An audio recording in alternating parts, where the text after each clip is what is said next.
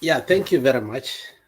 This is Alex Media, and we have been forced today come to this conversation because of last night. Uh, Last night we had a conversation, and one of our viewers and a panelist who is called Wascom came out and gave us something that was very toxic. And this is what he said.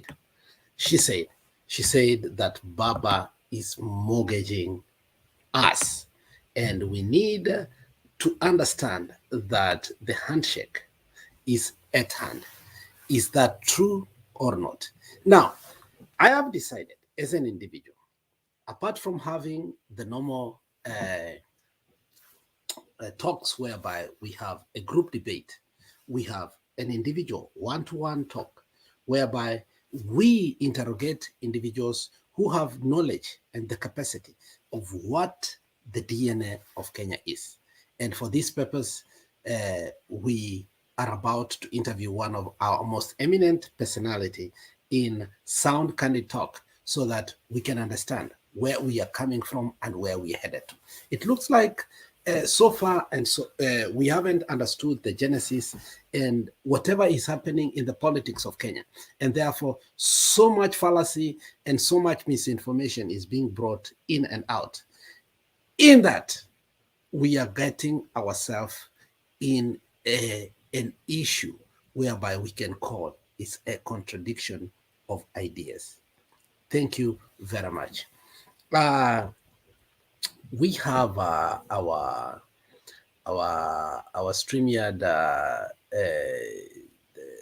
StreamYard coming in, and we ask our visitor to come in so that we can have this conversation, so that we can understand the whole issue where Baba is coming in and where is headed. It's going to be a one-on-one talk, and we are going to have one of our panelists who and you've been part and parcel of. Before we do that, I want to play a video so that you can understand where we're coming from and where we are headed to. Thank you very much. Mr. Ruto has asked me and Azimio to enter into a constitutional, open-ended and binding dialogue with his government to find a resolution to the issues that we in Azimio have raised about the last year's election and the key governance and cost of living issues facing our country. As Kenyans know, we disputed the 2022 election results declared by the then IBC chairman, Wafula Chebukati, and a minority of 2 commissioners against the express decision of a majority of 4 commissioners to reject those results. To our consternation, the Supreme Court unfortunately agreed with the IBC. We refuse to accept the ruling of the Supreme Court as biased and lacking in proper jurisprudence. Since then, we have widely consulted with the people of Kenya throughout the width and breadth.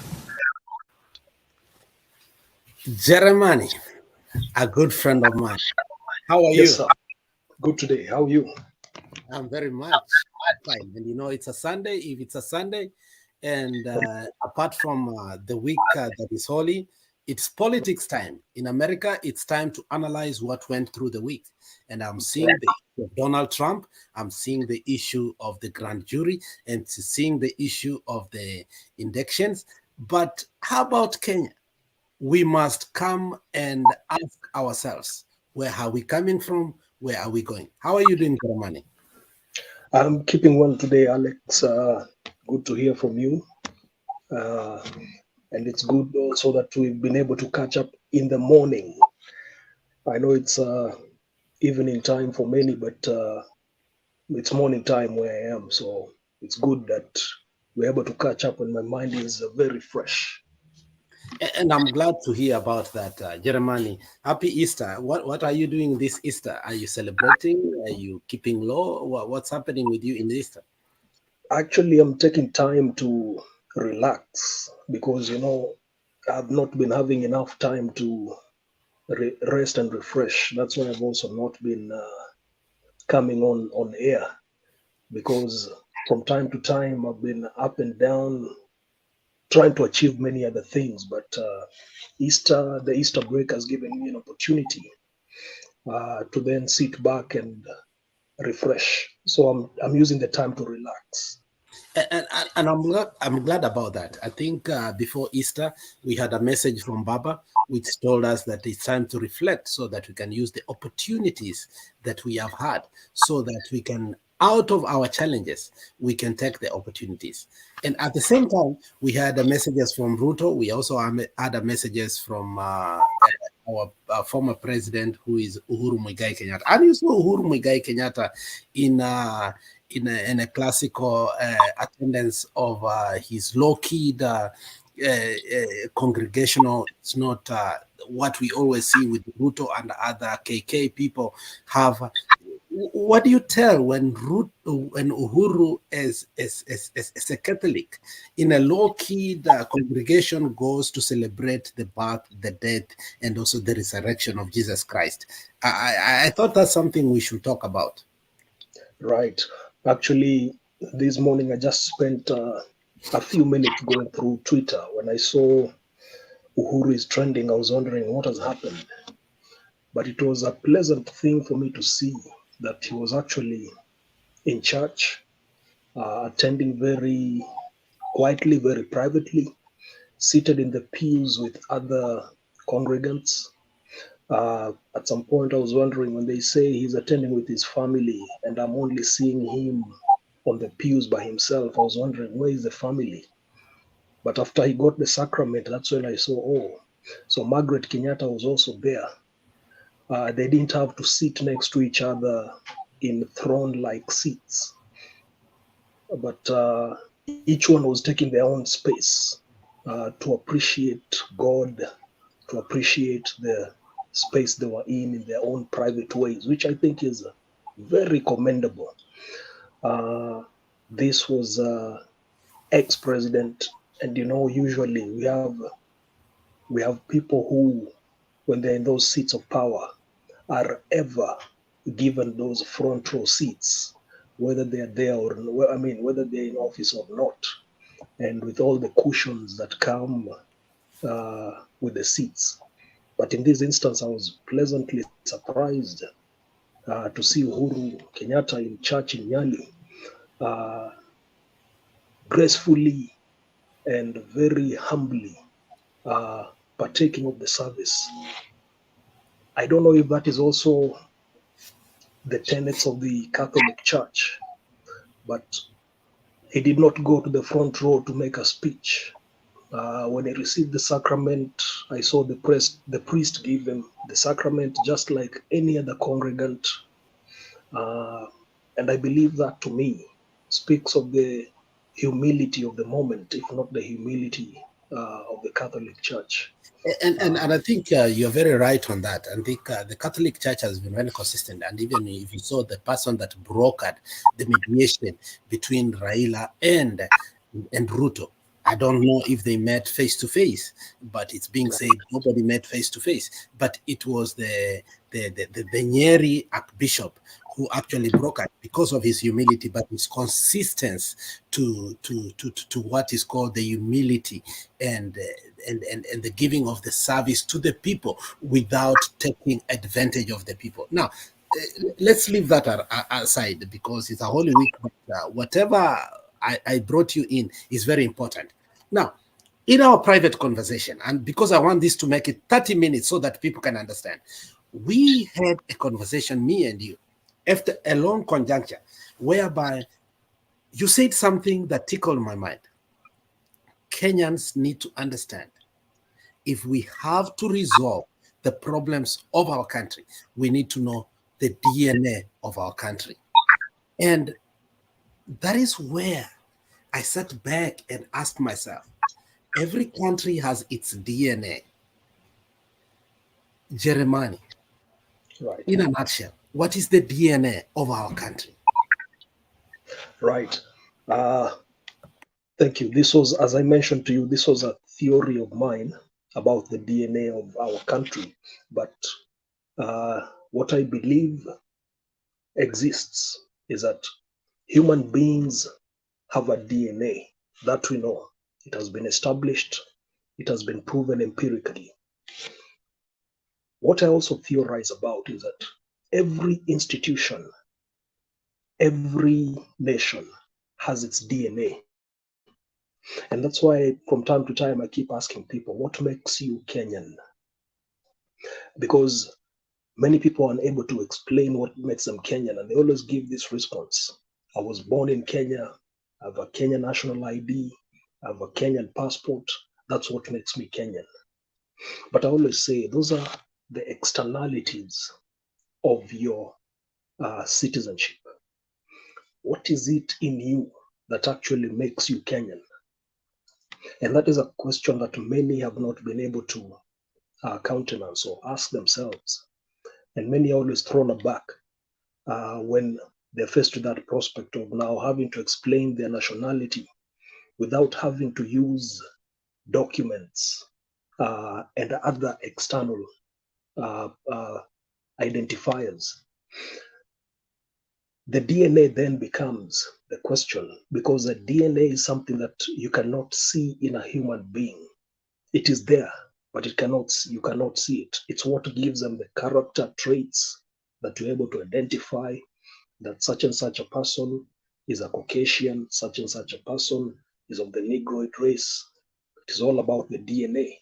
Such and such a person is male or female. Those are the traits that are inside of you that then manifest outwardly uh, uh, when presented in the right form. So, So, I want us now to go deeper because I think okay, we have introduced something called the DNA of a country. And right, for a very long time, we have had now the contestation within our country is open the servers. And the contestation of open the server is so embedded on something that is called historical injustices. The historical injustices is part of what is called the judicial, which is actually the injustices that we have seen in 2007, in 2013, 2017 twice, and now. Now, I want us to go back and understand. And Jeremiah, I want you to be point blank on these issues. right, Are these issues part and parcel of our so-called society? Were they created by us, or they were created by the forces that we can deem that are unforeseen? And are we really resolving them, or we are making them worse?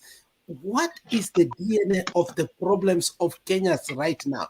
Is it historical injustices? And if it is the historical injustice, what are they truly are? right. So let's start from here. You've spoken about the server. And I want to start from the server because this will help us understand from the current scenario going back historically. Because if I start historically, some people will think this is just an academic discussion we're having and we may lose some of them. So let me start from the server. What is the DNA context of the server that we have? So the server that we have was established in the year, I believe, was officially put to us in the year 2011. And this is when, uh, having gotten the new constitution in 2010, there was the need for us to have elections that are transparent and all those attributes that we gave to it. And then we said, uh, an electronic system is one that is foolproof and will not be tampered with. So Davis Chir was the person in charge of was the commissioner in charge of putting together a very transparent system. that is electronic. And there were other commissioners. Winnie Guchu was in the commission at that time. There were other commissioners that were involved. But ultimately, Davis Chirchir is the man who was spearheading that effort. So yes, we got our server for IEBC. It was put in place. We used it for the 2013 election. It is the same architecture that we have used ever since. And when we get into problems in 2013 that were not resolved, and the same in 2017 that were not resolved, and then we go to 2022 and we still have the same architecture, shouldn't we pause and ask ourselves, how did we get this system? Yes, it moved from one organization to another organization. But And talking about the organization, Jeremiah, that organization was Electoral Commission of Kenya. Right. To IEBC, Electoral Independent. The only thing we did is add the name independent. And that's right. That is where our panelist and one of the most intellectual person, which is called Clavin, she's from Canada, and has told us that the person that initiated, established, and was part and parcel of the ECK to IEBC is Cholet. And you saw Cholet in Bomas consistently and trying to bring some gadget in it. Can you help us in this to demystify the Cholet issue, right? The Cholet personality, and the Cholet as an individual when it comes to ECK and IEBC? Right. Now, from what I've gathered on the Cholet bit, Cholet was the deputy CEO of the Electoral Commission, in charge, I think, of one division of the Electoral Commission that was handling either the logistics and the legal and all those. Before, go ahead, Alex. No, go ahead. When we said legal, I think that was the punchline. Thank you. Go ahead. All right. So there were directorates that reported to her office. And here I'm talking about Gladys Boss Cholet. There was another division that was headed by another deputy of the commission. But here I'm following the trail of Cholet, as you've mentioned. But interestingly, and what people may not remember, is that Cholet took over from her brother-in-law. Her brother-in-law was a commissioner, I think, or deputy CEO of the previous independent boundaries and review. I'm forgetting the name now, but the interim independent commission that was there. The previous Cholet had been dismissed from service, and he went to court and challenged it, and I think he was given an award. And then later on, it was also that was Sam Cholet. You can go to the record. That was Sam Cholet. Okay, there's a lot of confusion in the media. There's a Cholet that was the CEO of the media house, and then there's a Cholet that was in the interim independent commission. So there needs to be a distinction, because that's where people get mixed up. But still, as I say, it comes back to the question of DNA. What is the DNA of the Electoral Commission? In my opinion, the DNA of the Electoral Commission has been shrouded in a lot of corrupt practices, and that's why, in my view, I suggested, do not try and appoint people into this commission. Disband the whole commission. Set up a new commission that has a different infrastructure from what is there existing. Because when we talk about DNA, we're not talking about the systems and processes of the organization. We're also talking about the corporate culture. What is the corporate culture that the people in that organization subscribe to? If they have seen their bosses getting away with misdeeds, then they're emboldened because they say, after all, we will be taken care of when things get hot.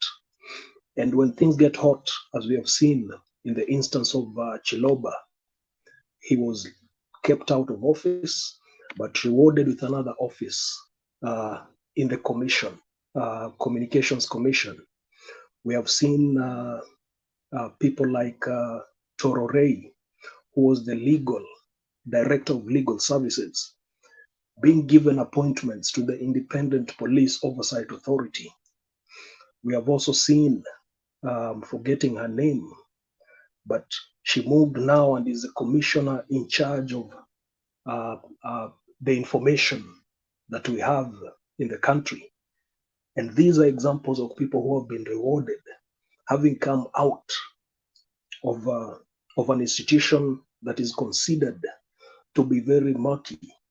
And as I said, it emboldens people when they see that their previous bosses have not been reprimanded and are enjoying even bigger offices. Then they say, okay, after all, if we gang up, we will be taken care of. So there's no problem.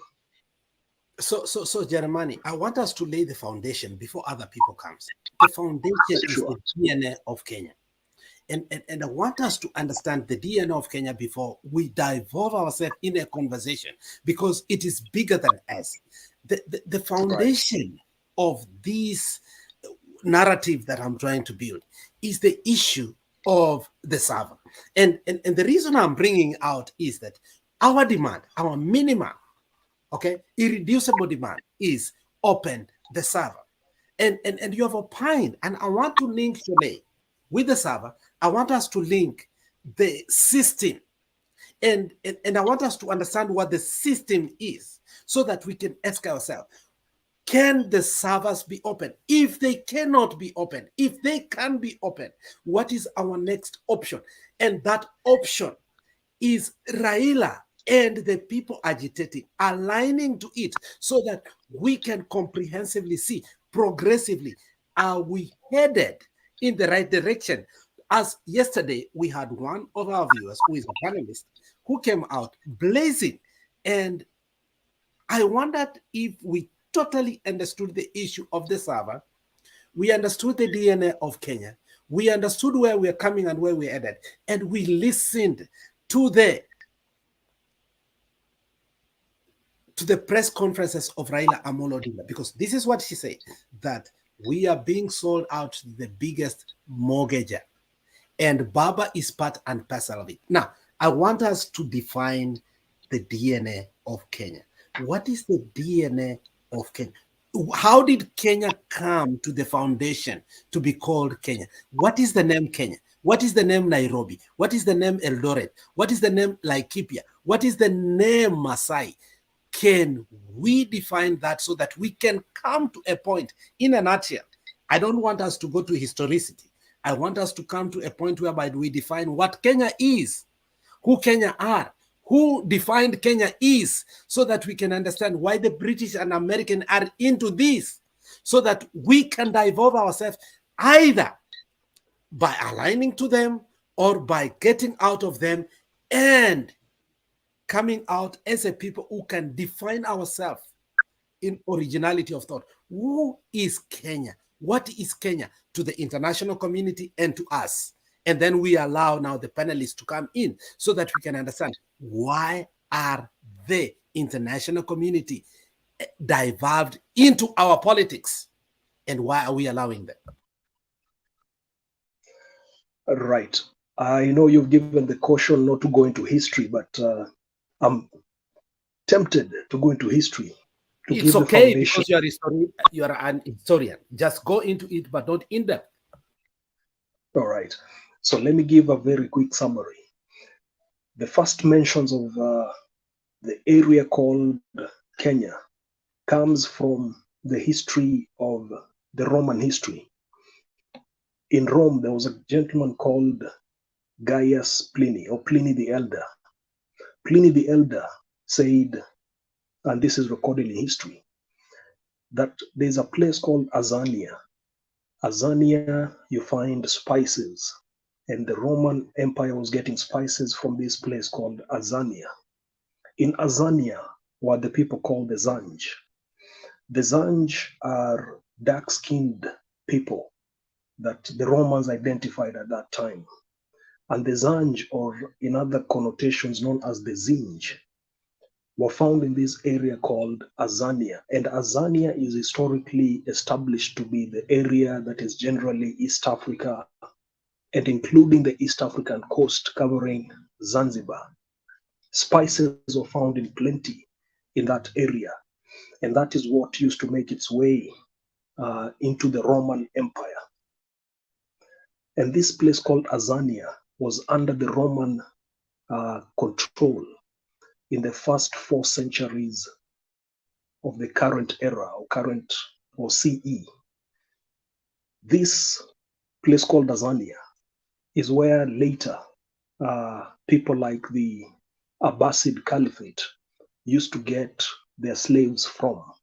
The Abbasid Caliphate is generally an area that stretches from around Turkey all the way to Oman and the Horn of Africa. This area under the Abbasid Caliphate is where the Zanj were slaves, and they led a very successful revolt that is attributed to the downfall of the Abbasid Caliphate. Now, I want you to stop there so that our viewers can stop Jeremiah, because I think that's very confusing.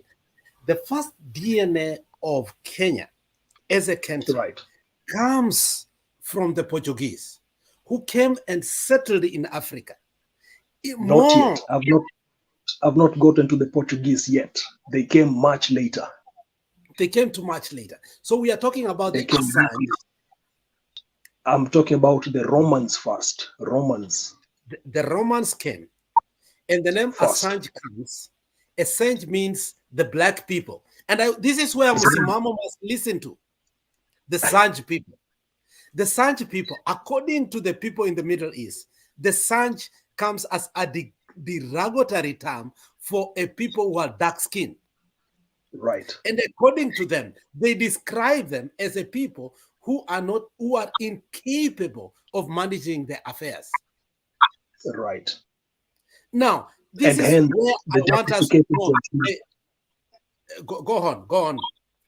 And hence their justification to enslave them, because they're incapable of managing their affairs, then we have the right to enslave them. That was a justification. So the first DNA of Kenya was contaminated with the Romans, who came to the coastal strip. And I wanted to describe that coastal strip. That coastal strip was Mombasa, Malindi, Kilifi, and also Zanzibar. So the coastal strip, this is what was known previously, before we called this place the Indian Ocean, was known as Bahar Zanj. Bahar in Arabic means ocean or sea. So the area was called Bahar Zanj, right? And it was indicative of where the dark-skinned people came from. So Bahar Zanj, right? So that time, the Omanis had effectively taken control of that area when the Abbasid Caliphate fell. And the Omani dynasty was part of the Ottoman dynasty?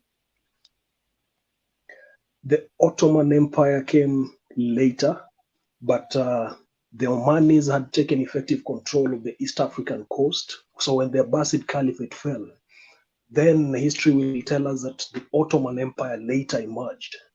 But before now, I want then, us to simplify this. Go ahead. When the empire used to rule, and the capital used to be maybe in the Middle East, what happened is they looked for a family that was familiar or friendly to them. And in this case, and that's why I want Musimamo to listen very carefully. In this case, there were elements of Arabs within the coastal strips who were friendly to the Ottomans or the caliphate that you're speaking about, and they were put in charge to rule over the Zanjis who were black. And the caliphate did not appoint dark-skinned people, they appointed the Mansuris, and I don't want to divulge into that. Give us that historicity. How did the Arabs become completely in evidence and also in actuality to be dominant in terms of politics and also financially within the aspect of the Mijikenda, who are the locals, who are called the dark-skinned people? And that is where I want us to describe the DNA before Msimamo comes, because Msimamo must come after he has understood the history of the DNA of Kenya, of the Zanjis, the Caliphate, the Ottoman, the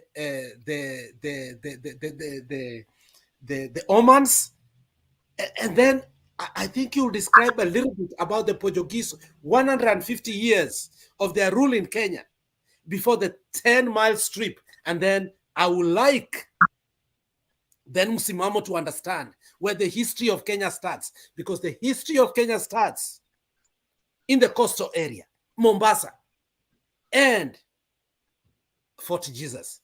Help us there before Msimamo comes. Right. So when the Omanis had taken effective control of what we know today as the East African coast, the Bahar Zanj area, they could not come and control the area themselves. So they appointed people called Liwalis. And Msimamo will know this. Liwalis are, it's another name for governor. So Liwali is governor. So the governor represents the caliph who sits in Oman.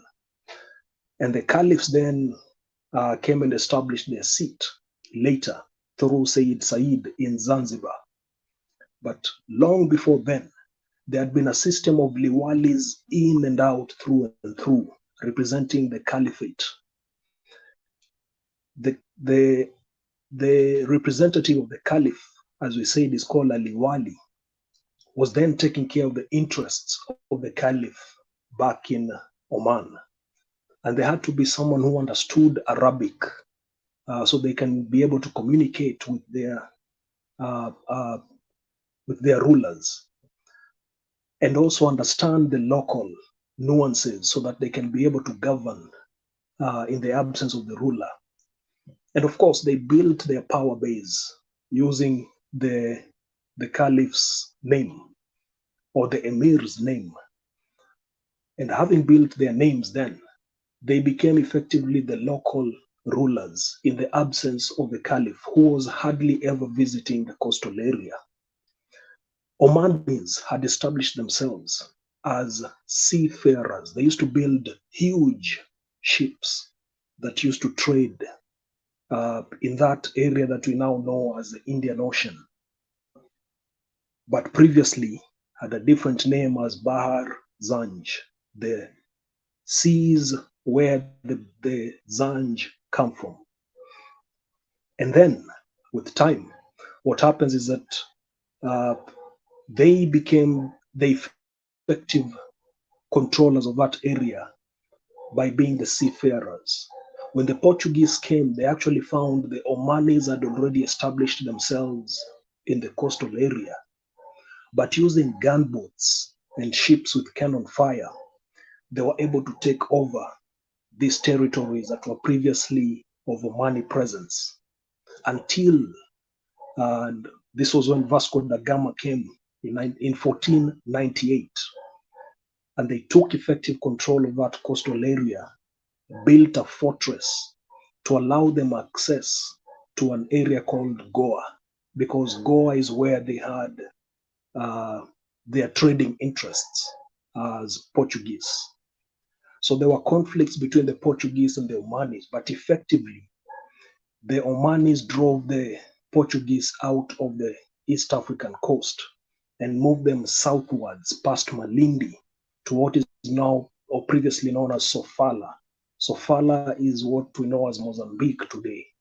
And in Mozambique is where the Portuguese still held a stronghold for several years before Mozambique became independent. I'll take your cue, Alex. I know I can speak so much, but I want to move at your pace. Yeah, yeah.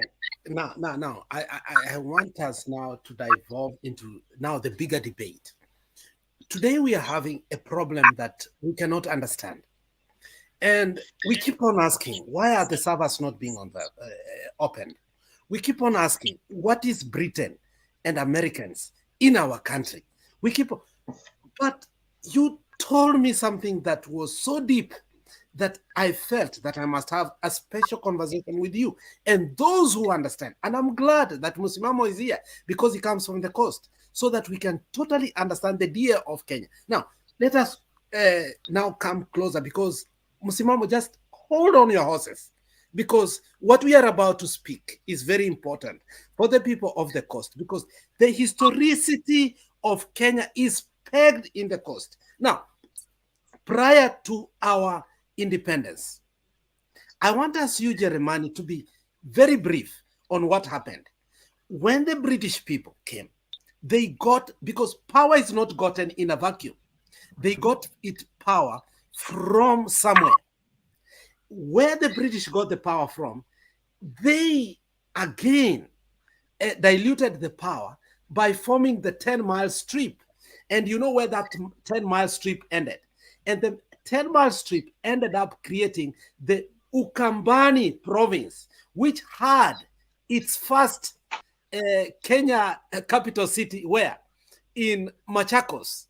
And people want to forget this. Now, from there, how did Kenya become Kenya so that we define Kenya and then we understand how the British have a hold on our bones as always our able panelist Stone PK tells us tumeshikwa pahali panyeti. Help us divulge this. What happened? Right. So if we start from, say, long before 1498, when Vasco da Gama made his first stop at Malindi, Mombasa was already a prosperous town or city of that age. Mombasa was even more prosperous than what we know today as the United States of America. United States of America had not established itself as we know it today to be a superpower. So Mombasa was actually a very important city if we go back to 1498. And that's why the Portuguese wanted a foothold in Mombasa. I move it forward. By the time the Portuguese established themselves, and they spent about 160 years governing that area that we know as Mombasa,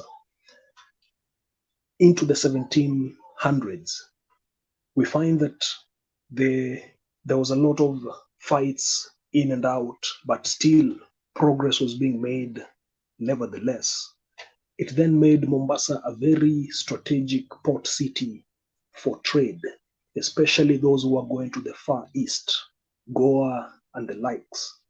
And then you can start seeing how important Mombasa was to the people around it. Then there was attempts to then stretch out into the hinterlands, into the lands that were considered not governed by anyone in particular, but directly under the governor's or Liwali's control.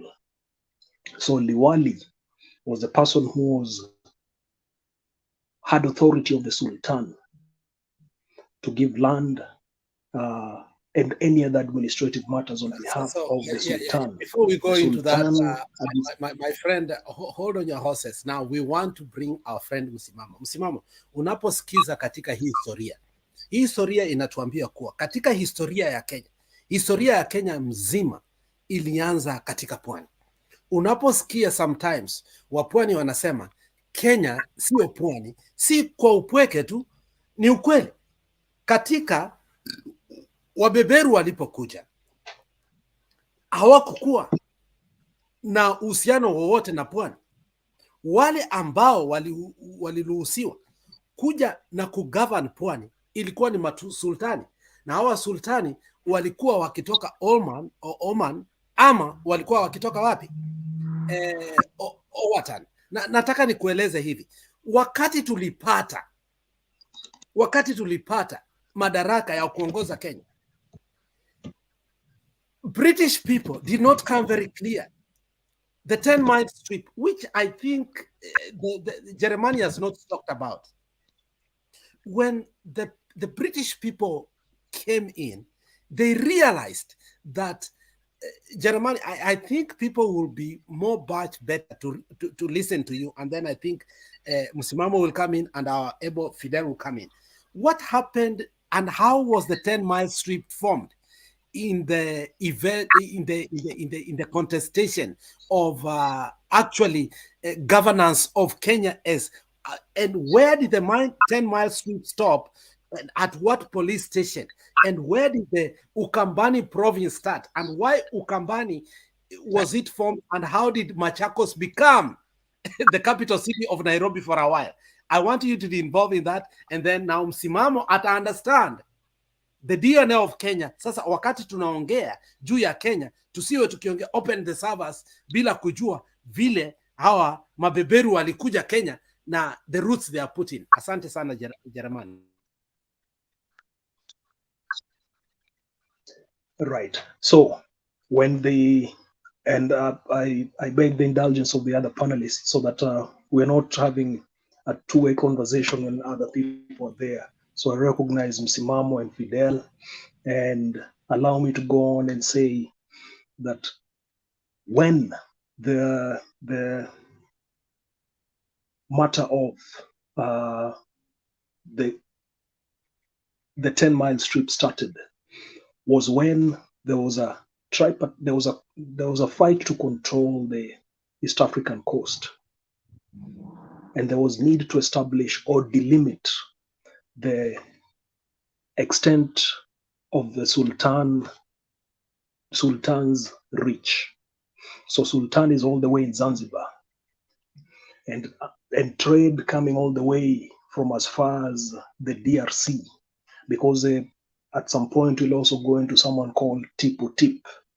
So Tipu Tip was a trader and used to go and get ivory all the way from places like the DRC, and it crosses all the way back to the coast to trade them. And the question was, where Tipu Tip was going to, was that also part of the Sultan's territory? And the question then was, how should we delimit the reach of the Sultan so that every other place then becomes open for us as the Europeans? There was a gentleman called Karl Peters that many people do not know about, but was very instrumental in the formation of what we know today as East Africa.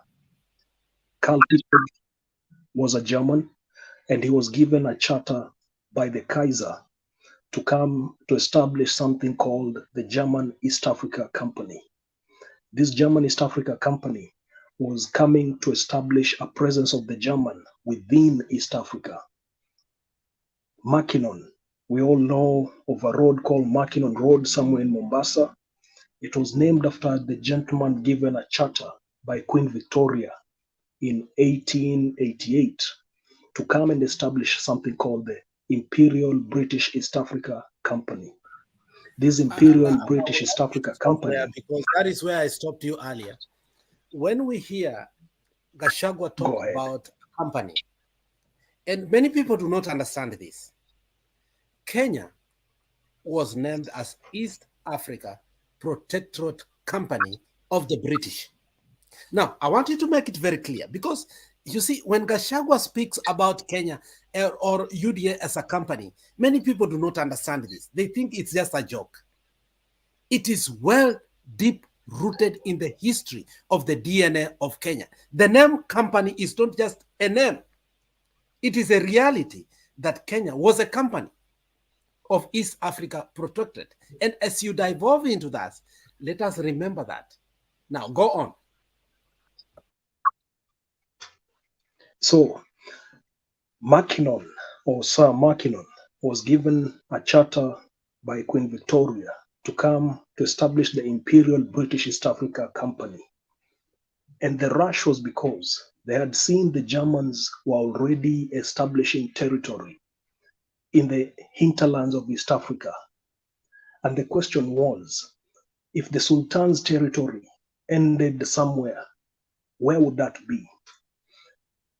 And the rush for the Germans to get into the hinterlands of East Africa is what prompted the British to start considering moving away from the coastal area of Mombasa, where they were collecting port taxes on behalf of the Sultan. And they said, can we gain some land inside, beyond the coastal area?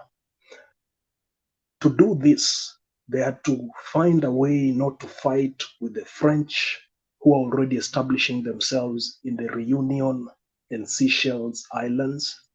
They had to find a way not to fight with the Germans, because the Berlin Conference of the 1880s established that once a European power has established themselves in one particular area, they have absolute right over that area, and there should be no fights between European powers. So what happened then was that Karl Peters was trying to make his way through Tanzania or Tanganyika, and Mackinnon was worried that if they established themselves in Lake Victoria, that territory the British will not be able to claim. So there was a rush for the. And hence, as we finished, there was a rush to Go ahead. build the Kenya, which was Mombasa Malava Railway Road. Why was it built? Was it because of economical reasons or because of that rush? Now, as you finish there, then Msimamo will come in to understand the history, the DNA of Kenya. Why was East Africa Railway built, especially the Mombasa Kisumu Railway? Right. So effectively, that railway is called the was called the Uganda Railway because it was supposed to connect the port of Mombasa to Uganda. And the reason was there was a need to rush soldiers to the port in the lake in case the Germans started claiming that territory as theirs. And the idea was also to establish a presence so that it can be effectively known that this area is administered by the British. And the railway was supposed to bring soldiers from the port to the lake in the shortest time possible before Karl Peters was able to go and negotiate with Kaiser Wilhelm about sending soldiers to the German East Africa territory. That effectively was the reason, key reason, the Uganda Railway was built, to establish territory and for future possible movement of soldiers very quickly to the port in case the Germans wanted to lay claim to that territory. Asante sana. So 10-mile strip. Leta msimamo. So Msimamo. here's No, the 10-mile strip. Now, the Germans, the French, and the British wanted to delimit the reach that the Sultan had in the hinterland. So they said, you control Zanzibar, you control Mombasa, but where does your territory end? They formed something called a tripartite committee composed of the Germans, British, and French. And what they did was they moved to an area and they see this has a presence of the soldiers of the Sultan. So this is a boundary in this area.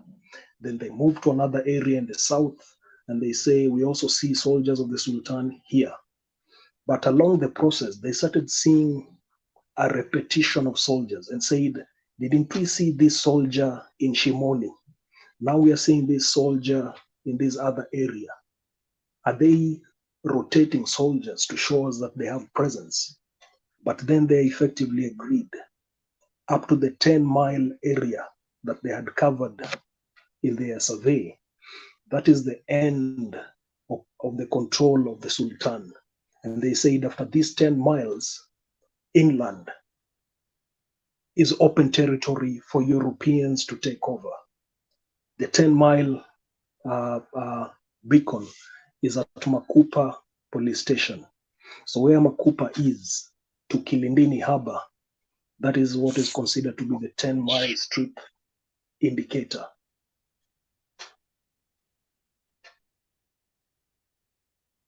So, Back to you. asante sana rafiki yangu Jeremani katika hayo maoni. Usimamo, sasa nataka uelewe katika historia ya Kenya, na nataka nisunguze kwa Kiswahili. Mimi si mwenyeji wa Kiswahili na sijui Kiswahili vizuri sana. I am more articulate when it comes to English, and I'll speak it because I know you know the English language better, and maybe you can speak in the Swahili language. The history of Kenya, the cradle of Kenya as a nation starts from the coastal area. It starts from Mombasa, it goes to Malindi, it goes to Kilifi, and it stretches to Zanzibar. Zanzibar was part and parcel of Kenya for a very long time before our divorce with it, and we will divulge into, not today, but another day, and how it was taken over by the Tanganyika. Now, wakati hawa watu walikuja katika pwani, walikuja kama kifamilia na walikuwa ni Waharabu. Mpaka leo uliona juzi, na nitazungumza maneno ambao watu hataki tuzungumuze. Sonko alipokuja pwani hakuja kama Mijikenda, lakini alikuja kama msee ambaye alikuwa akona shida na Waarabu, kwa sababu Waarabu wametawala Mijikenda miaka mingi sana, na sitaki tulete hiyo katika historia ya ugatuzi wetu, lakini wewe mwenyewe unaelewa what Sonko wanted to do katika hiyo siasa. Lakini nataka uelewe hivi, Waarabu walitawala the coastal area to a point today. Unapoona kila rais kutoka Moi, Kibaki mpaka Ruto, sisi tunaenda kila wakati, tunaenda coastal area, lakini tunataka tukupeana nini? Kitu inaitwa title deed. Hawa Waarabu walifanya nini ndipo watu wa Mijikenda hawezi pata title deeds hadi sasa, mpaka inakuwa kisiasa, na tunaweza tatua aje hiyo shida so that we can move out of it, kwa sababu siasa ya Kenya, wabeberu, wasultani, Wagiriki walikuja katika Mombasa, walikuja Malindi, walikuja Kilifi, na hata leo nyinyi wenyewe hamuelewi kuwa, na hii ndilo jambo ambalo Jeremani hajasema. Kiongozi wa kwanza wa Kenya ambayo tunaweza sema ni head of state, lakini we fall short of saying it, alikuwa ni Ronald Ngala, hakuwa Kenyatta. Unatakana ujue hivyo msimamo. Mtu ambayo wa kwanza ambao wa British walijua kuwa ni kiongozi wa Kenya alikuwa ni Ronald Ngala. Kwa nini nyinyi wenyewe hamtambui Ronald Ngala? Ndipo Karisa Maita akakuja na akauliwa kwa sababu yeye mwenyewe alikuwa anataka kuleta hiyo philosophy, na sasa hivi mnabaki hamuna kiongozi kwa sababu ni kama mko watapeli ama nini. Sasa hebu tueleze ndugu yangu hapa. Nakupata sana kaka yangu Alex. Jerumani, dada yangu Waskona, how are you? Great to see you. Brother nani mzee wetu Fidel. Unajua nimekuwa na enjoy sana kwa sababu ndugu yangu Jerumani ameweza kudadavua historia ambayo hata mimi kwingine nilikuwa sifahamu kabisa. Lakini nikianza tuna mahali umeachia Alex, tunafahamu fika Ngala ndo alikuwa kiongozi wa kwanza kabisa. Hilo tunalifahamu as coast, kwa watu wa coast wote tunafahamu Ngala ndo alikuwa na supposed kurule. na ndiposa Kenyatta anaweza kumaliza mapema, na alipokuja Maitha kutaka kuyafuatilia tena hayo yakanyamazishwa, na ndo unakuta kuna kundi linazuka sisi mara pwani si Kenya, pwani sisi mpaka wetu tunaojua uko hapo Sultan Hamud, hapo ndo mahali ambapo tunajua mpaka wetu upo. Kurudi huku sasa, huku kulikuwa kuna territory nyingine inaongozwa na hawa ambao tunasema ni Waarabu, na hiyo imeenda mpaka Tanga, bado still ni kwetu. Zanzibar bado tunajua ni yetu, kwa sababu hiyo ilikuwa inakuwa being ruled by Omans. Na ukisikia kumezuka kuna nasema sisi tunataka kujitawala kwa sababu pwani tunakumbuka kwamba si yetu, basi kulikuwa na huo mkataba baina ya wa British na hawa wa Omans. Kulikuwa na mkataba na walikuwa wamewekeana kwamba hii ni yetu ya upande huu na upande huu ni wa Waarabu. Waarabu walivyokwenda sasa, siasa ilipokuwa imenoga, ikabidi iunganishwe coast pamoja na hiyo taifa na bara. Sasa unajua, sasa kizungumkuti kinaingia hapo. Kwa nini sisi hatuna kiongozi ambaye anaweza akatufuatilia? Kwanza kumbuka, nitakupa tu mfano kakaangu wa nyoka wakali kweli kakaangu. Endapo Alex, wewe bahati mbaya ama nzuri ukutana na nyoka 10 wanakufuata, nadhani hapo sijui kama utaita mama kwa mara ngapi, kwa jinsi walivyo wakali na wanaua. Lakini sasa tatizo ni kwamba ukimkuta unamkuta mmoja tu, wakute hata wawili, kwa hiyo inakuwa ni rahisi kwako kumcheba na kumtia gongo. Hilo ndio jambo tumefanya kama wapwani. Kwanza tumegawiwa, yani hatujapewa hiyo nafasi, na ndipo unasema zungumzia swala la title deeds inakuwa ngumu, kwa sababu watu wanaelewa fika ni nini mkataba ulikuwa pale. Hata marehemu Elizabeth analifahamu hilo, kwamba nini haswa kinaendelea, kwamba pwani is not part of Kenya. Na kukuru katika siasa leo, na hawa viongozi waliokuja wakashika hatamu baadaye kama kina mzee marehemu Kenyatta, basi hawakutaka kusikia, kwa sababu huu ndio uti wa mgongo wa taifa letu. Pwani ndio kila kitu hapa, hii ndio imeshikilia Kenya nzima haswa. So kama tutajitenga, alafu itakuwaje baadaye?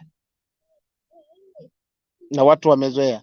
So si ujui zaidi historia, ndio ulikuwa anajifundisha zaidi kaka ndugu yangu. Shikilia hapo hapo, kwa sababu maneno ni matamu sana. Leo tunaangalia katika historia ya Kenya na hatutaki kudanganya, kwa sababu tumekuwa na shida ya kuwa sisi wa Kenya ni wapi na historia ya Kenya ilianza vipi. Sasa Fidel, wewe ni rafiki yangu sana katika moyo na katika hali na kila kitu. Wewe mwenyewe umekuwa katika upiganiaji wa ugatuzi. Watu wa pwani kwa miaka mingi wamekuwa wakisema pwani si Kenya. Now the real devolution started in the coast, and you know that from the very. Asante sana SG kwa kuja. SG rafiki yangu. So kidogo tu Alex, nimkumbushe tu kwamba is very true, majimbo yalianzishwa hapa pwani na Ronald Lingala. Hai serikali ya ugatuzi ndio ilikuwa philosophy ya marehemu mzee Ngala, kwa majimbo yalianzishwa hapa serikali ya majimbo. Hiyo ni kweli, hiyo hapo na kuunga mkono tu, ni kukuongezea tu pale, kwa sababu hiyo ndio maana tumesahau ukweli na historia ya Kenya. Majimbo yalianza katika pwani, ndiposa mzee Kenyatta akasimamisha. Lakini kwa muda mwingi, hata juzi wakati tuliona vijana wetu wanapelekwa sijui ni Al-Qaeda, wanaambiwa wanadanganywa kuwa ni Al-Qaeda, wanasema kuwa wamesema pwani si Kenya. Ni uongo tupu. Lazima tuongee haya majambo. Na muhistoria wetu ambaye ni rafiki yangu Jeremani ameandika kitabu kizuri sana ambacho I'm going to introduce to it later on. Sasa Fidel, hii historia ya Kenya, we want to define the DNA of Kenya. Fidel, the DNA of Kenya is much perturbed with intrigues of the mistakes we made when we got the independence. When Jaramogi Oginga Odinga wrote the book, it is not yet independence, he had a reference to, and the reference was the advantage that was taken by Mzee Jomo Kenyatta in regard to what he knew about the coastal region and the problems that were never resolved between the sultans and the British people when we got the independence. Now, I want to ask you, and I want you to be candid enough. Are those problems a part and parcel of what has geared to what we are having electro injustice today, or they have been assimilated with other issues? What is your issues about that? And let us devolve this so that we can resolve the issue of Kenya. Fidel, it is your opportunity. Thereafter, we'll have SG, my good friend Wamandamano. Yeah, Alex, asante sana. I'm glad to see Germany today. It's been a while since I saw him. I've only once and he disappeared. I've never got the privilege of meeting him again, so we can talk some more things. And I'm glad that he's here today. Simamo, nakusalimu, SG nakusalimu, na dada hapo, sijui jina lake nani, I don't know, can't see the name properly, but I will greet you. I want to look at this thing in the present context and bring it very, very close. I know historically, and I'm glad that in Germany has given us the genesis of the formation of this country called, which we refer to as Kenya.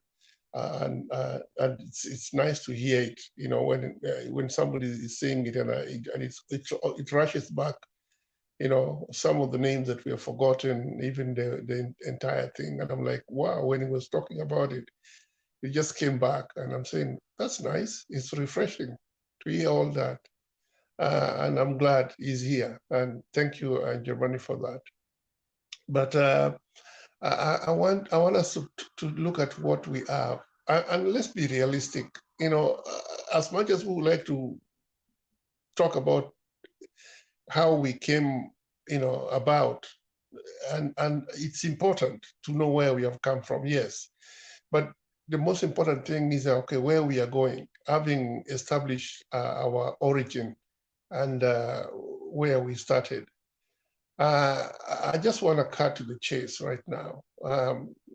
I know we have been, you know, the question we are talking about is in regards to where do we move? You know, given the forces, whatever that is happening right now. And we're talking about maandamano, we are talking about electoral justice. As much as we would like to push on, last night we became very, very clear. Something I've been saying, but to me, it more or less like I found peace in my mind after I talked about it and I looked at it, you know, analytically and critically. I said we should not even waste our time anymore. I'm bringing it to the present situation before I can retrace it. We should not waste our time anymore trying to fight this illegitimate government regarding, you know, we are going to go to maandamano and all that, and, you know, they are going to shoot our people and things like that.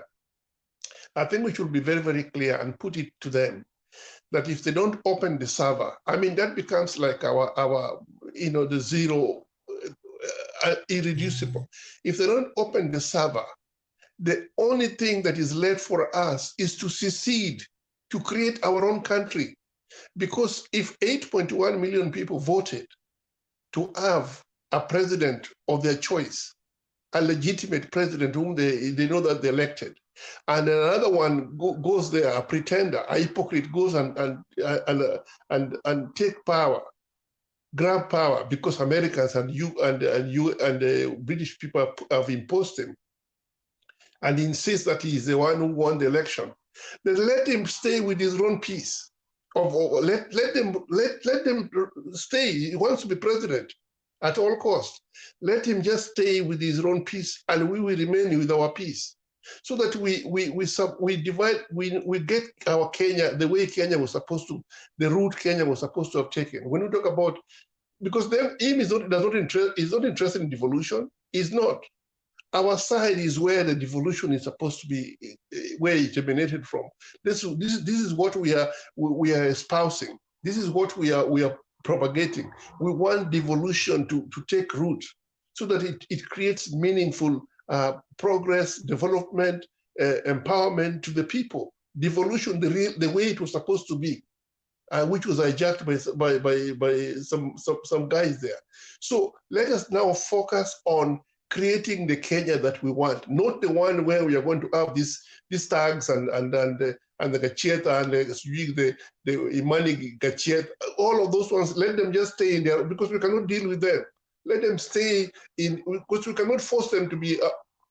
We cannot force them to be on our side. If they want to be on their side, let them just stay the way they are. So that once we have demarcated our region, our boundary, physical boundary, then we have now a right to defend it.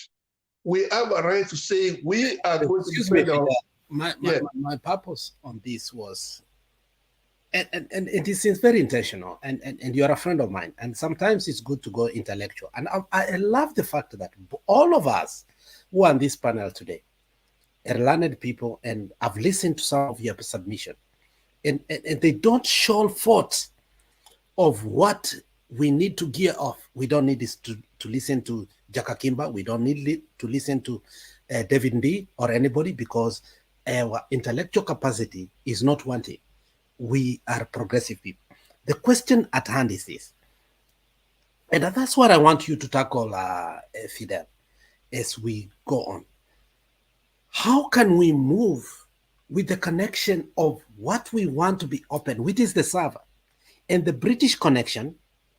Not only that, how do we move on with our pre-colonial connection, and what is the stalemate that we are having today, so that we can break it in the event we find a lasting solution to the so-called the nation, not a country, the nation called Kenya, because it seems that we are being held behind by the British and the Americans. Why do they have so much power in us? How can we break through it? Come rain, come sunshine. Just help us on that, and CJ, SJ, SG will come in. Okay. Okay. Now let's come back. Let's start from where Msimamo had stopped, or where you had even stopped about devolution. You know, Ngala being the first, should have been the first head of state. Devolution started from the coast and all that. You know, when you talk about devolution or things to do with that, it really scares the imperial powers. Because devolution simply, the term itself, it means you're bringing in that authority to the locals. You're localizing authority. And as far as these people are concerned, they believe that we have not reached a stage where we can be able to sustain ourselves and be competitive in the field where they're competing. We are still subhuman, you know? But things like devolution is going to give us the authority, the know-how, the information technology, all those things that accompany people who are empowered to be able to compete. As far as they are concerned, we have not reached that stage. We are still subhuman. So they look at it that one, and that's what they don't want to tell us. They don't want. It's deep-rooted that we have not reached that particular stage to be on their same level. That's why even in this particular century where we are, where we wear trousers, we wear skirts, and we look beautiful, and they pretend that they're interacting with us as human beings. Inwardly, they still see us as subhuman. You know, they have not really. It has not escaped them that we have not reached a level of we don't have the capacity to be able to be seen as their equal. You know, so that has been a problem. I mean, they just don't want to come and tell us. So if we can be the way we beat that is, I think somehow, I mean, people like Gaddafi, who because there's a way in which people control you. They control you in so many things, through monetary, through economical might. So you become dependable on them. And so when people like Gaddafi wanted to break that particular monopoly, that stranglehold on those are the people that they were first one to be killed, to be done away with, anybody who will be talking about strangulation of the population is taken away, because we are not supposed to come to that particular. We are not supposed to be aware. So when you see them fighting Raila Odinga to this extent, where they are with this ferocity, where they are able to even show their nakedness openly, where the hypocrisy of the type of democracy they practice is right there in front of everybody to be able to see. That becomes the problem, that this person is talking about devolution, and is talking about where we have goods and we process our own goods, and then we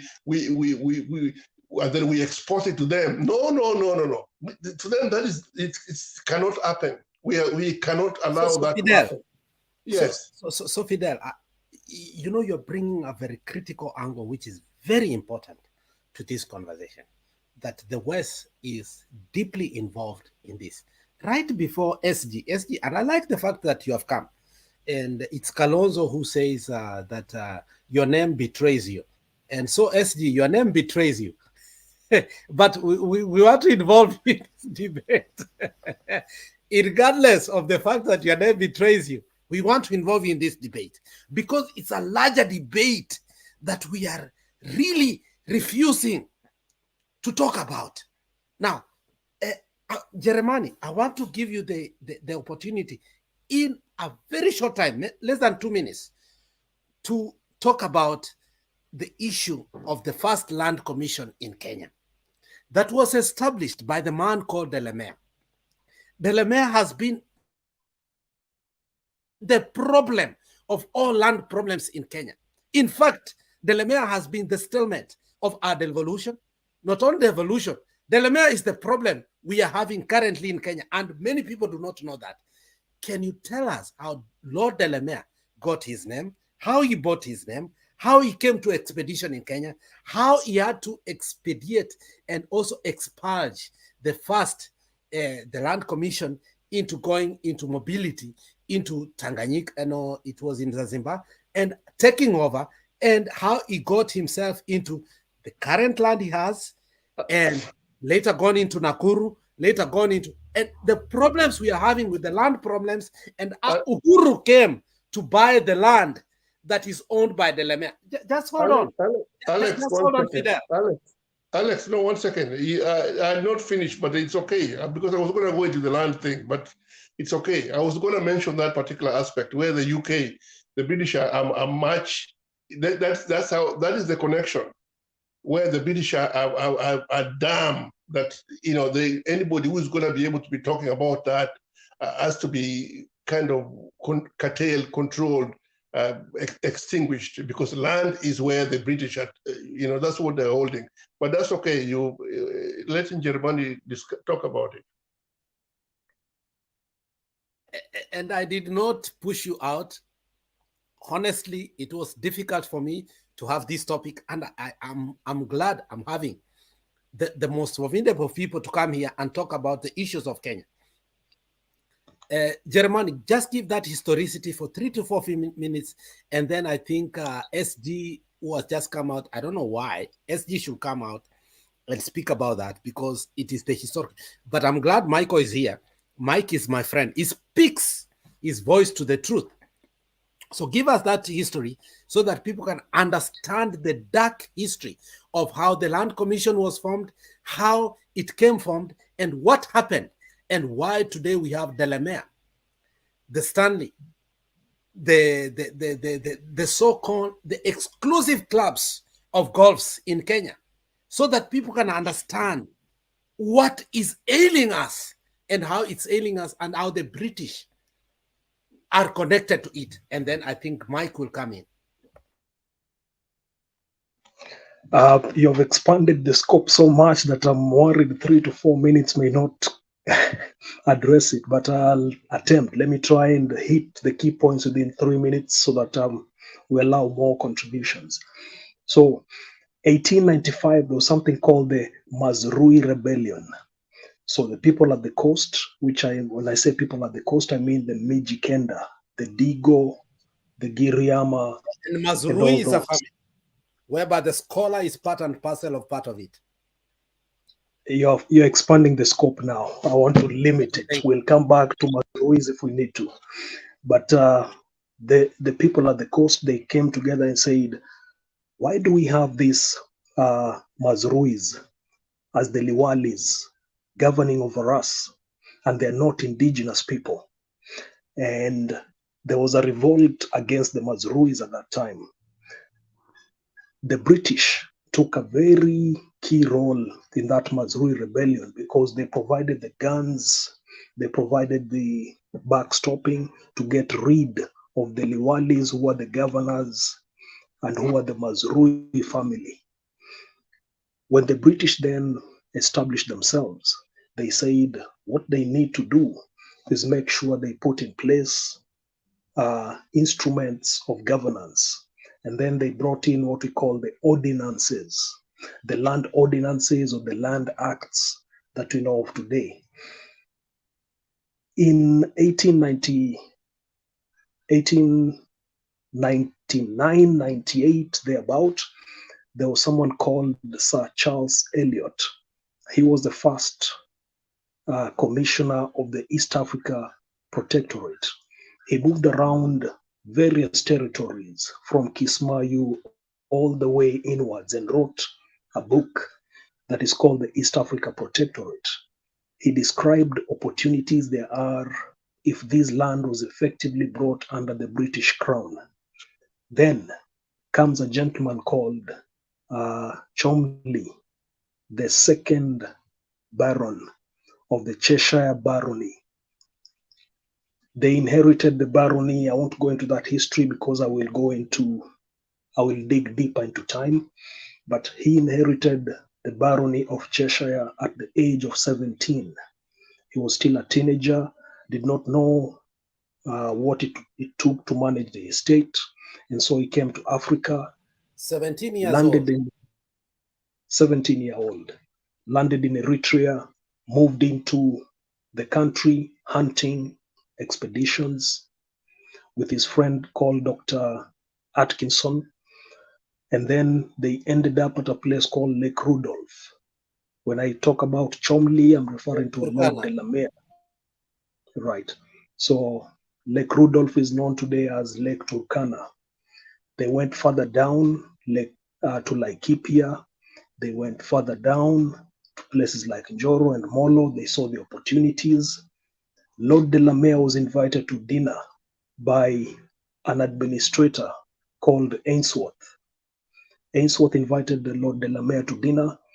Lord Delamere gave apologies because he said he was not effectively or properly dressed. You know, in those days, people used to go for dinner dressed up properly in suit and tie. He gave his apologies. But at that time, he was so broke. He went back to his country, came back married, and by this time his eyes had opened up. And he said, this country is a place to be taken. A new commissioner replaced Sir Charles Eliot, and this new commissioner established something called a land commission. People were invited to submit memoranda as to how the land would be administered effectively. There were about, and that report is available online if people want to view it. Just look for the land report of 1905 in the British East Africa Protectorate. You will see the details of it. That document then describes who submitted memoranda. There was no African whatsoever who submitted memoranda to that commission. But that commission ended up giving authority for land to become crown land, and for that commission to have authority. Now, I want us to give the people that were given land. The first person that was given land, 250,000 acres, was who? There was a gentleman, let me start here. There was an organization which remains amorphous to this date that is called the East Africa Syndicate. We do not know who that is the bone of contention, the East Africa Syndicate. That is the bone of contention, even to the Dungu Commission. And that is the problem Kenya is having. Now, sorry, let's go on. That one I'll divulge it later on. And that's the first one. The second one? There's another gentleman called Ewart Grogan. If people have heard of Grogan Road, somewhere 250,000 acres. Almost 200,000 acres of land. I don't have the exact figure, but it was around 200,000 acres. And this was in a place that we now see a lot of pulp being harvested. And a company called Riply is in that area. So that is an area that Scott Ewart Grogan was given land. He was one of the greatest beneficiaries.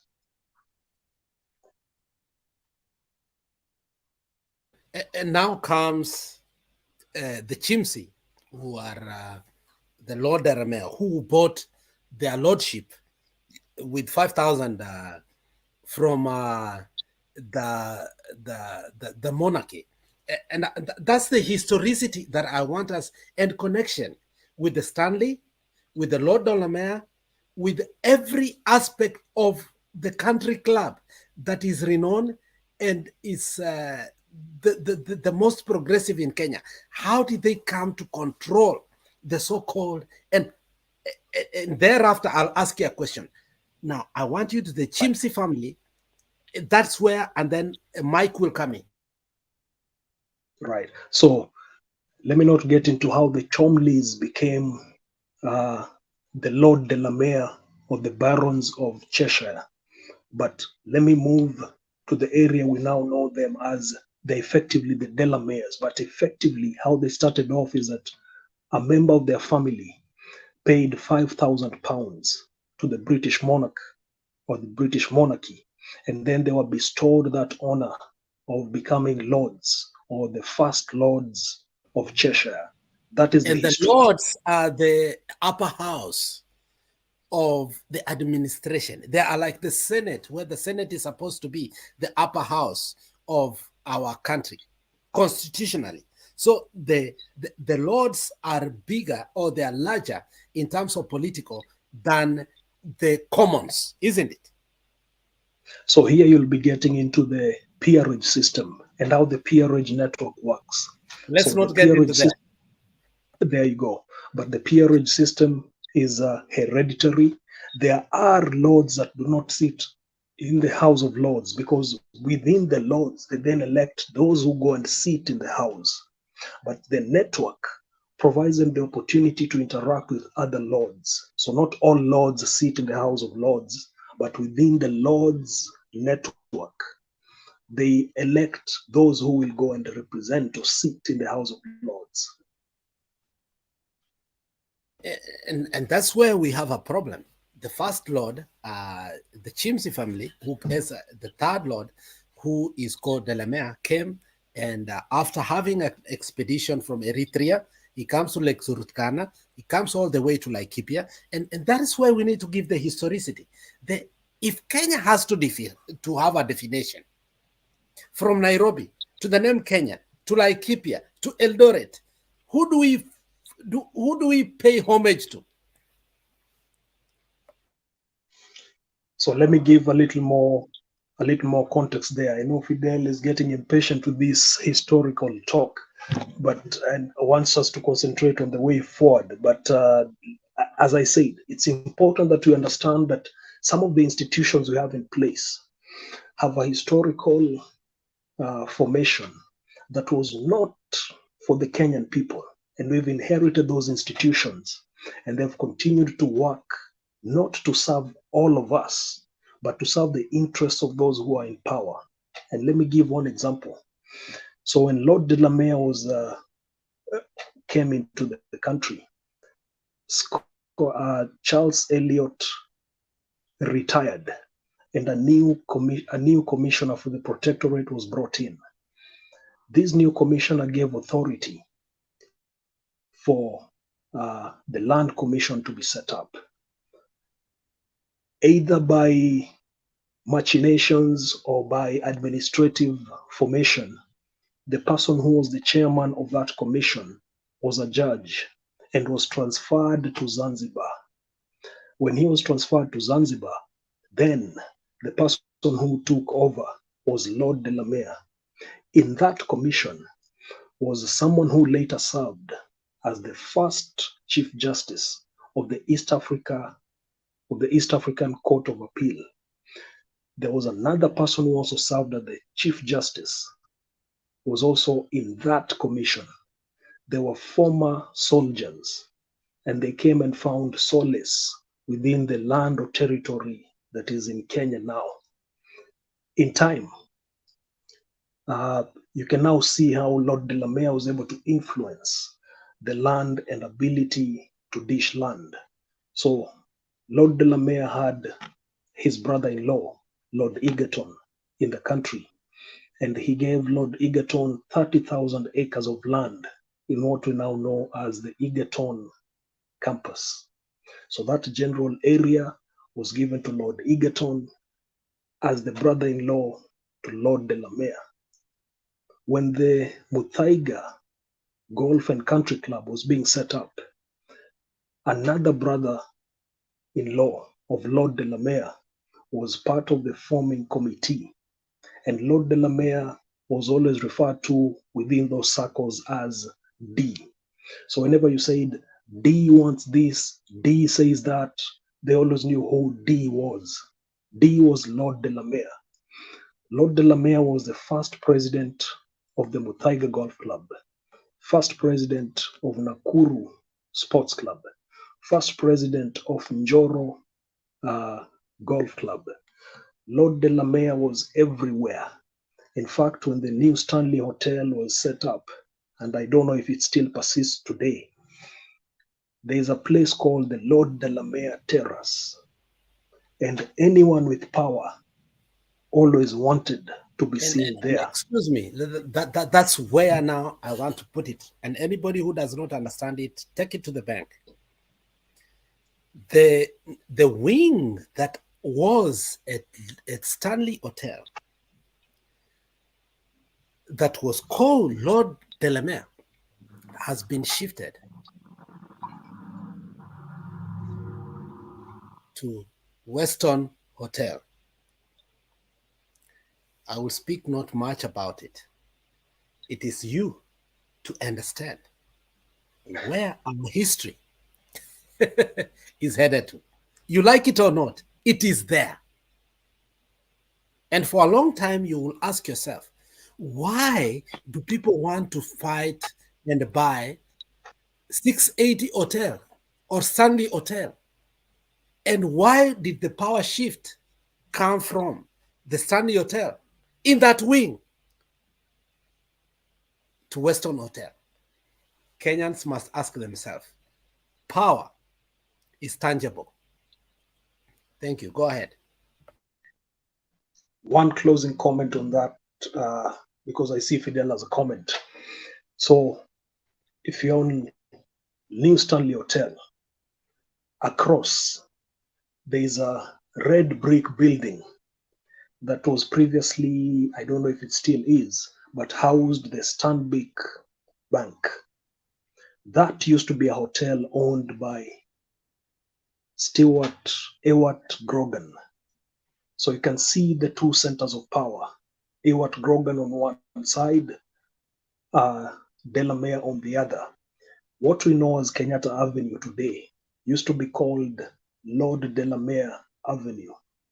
And there was a huge statue just at that Kimathi Walk, Kimathi Street Junction, just directly opposite the New Stanley Hotel, was a huge statue of Lord Delamere looking down as you're coming from State House, down that avenue.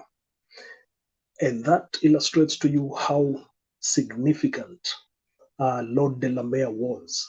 In fact, his wife became the first woman mayor of Nairobi.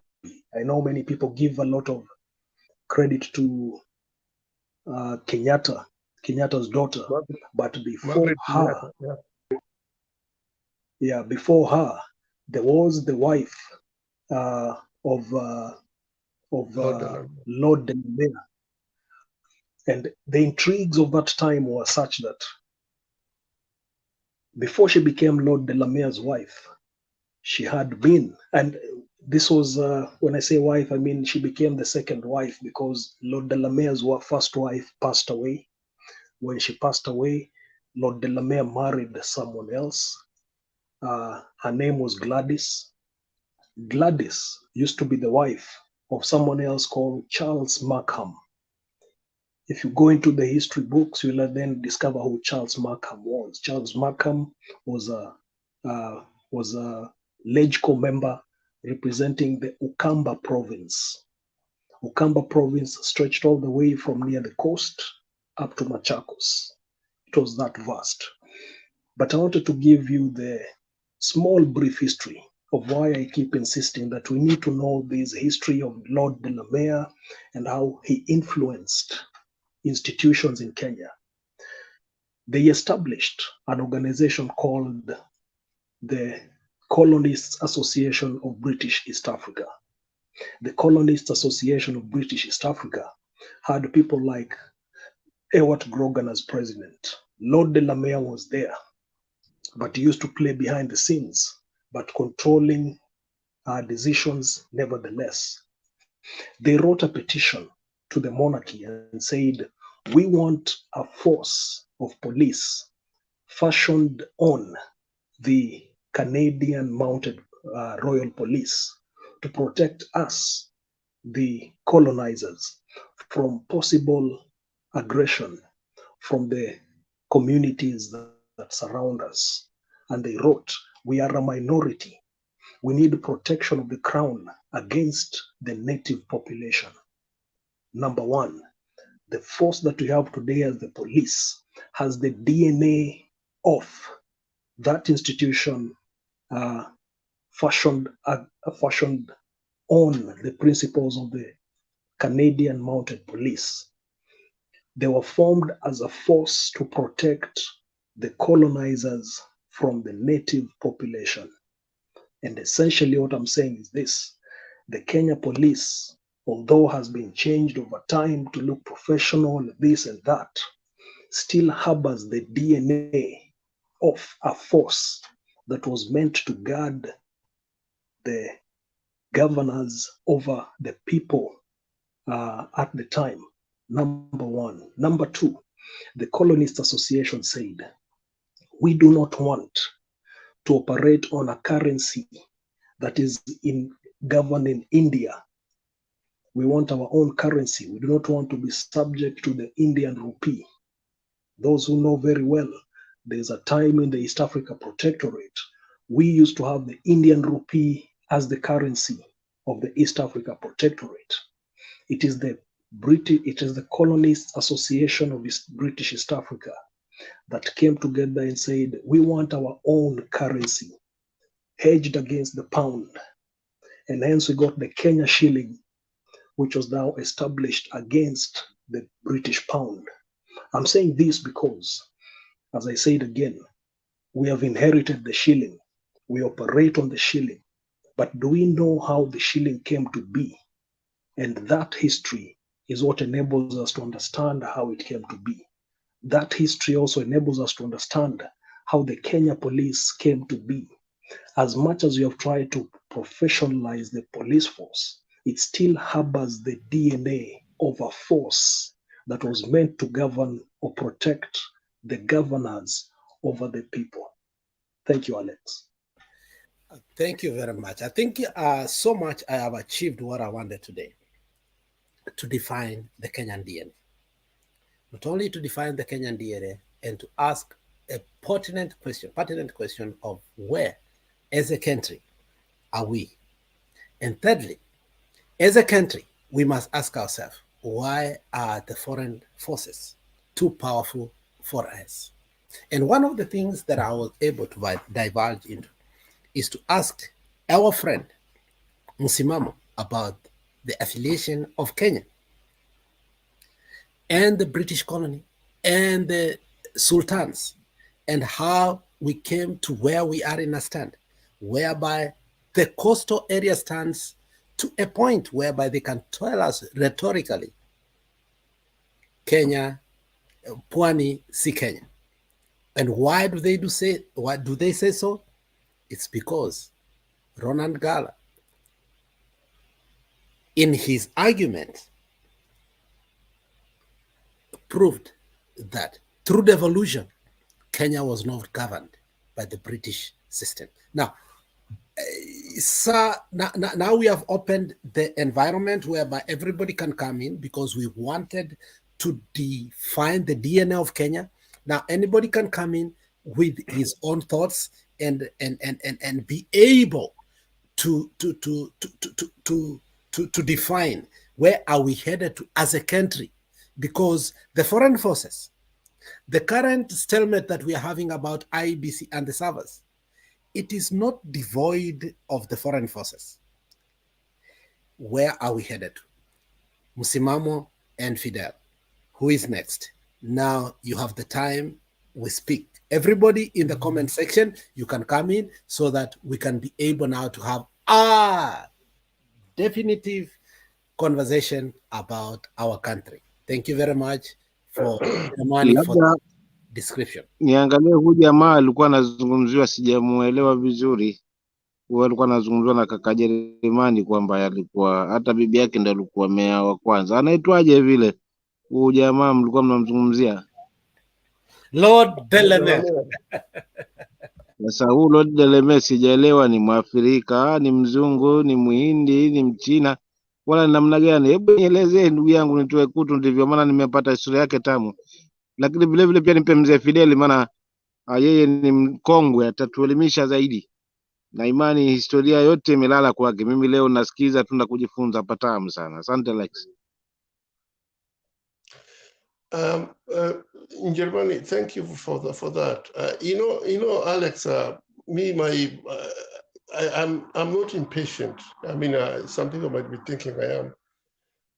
As much as, and I love it. I love listening and what Germany is saying and the historical perspective of things. And when I hear him repeating things that they just make me glow, you know, with pride, hearing him saying that, and so much, you know, that amongst us we have people who know some of these things, and that is really makes the art fonder of.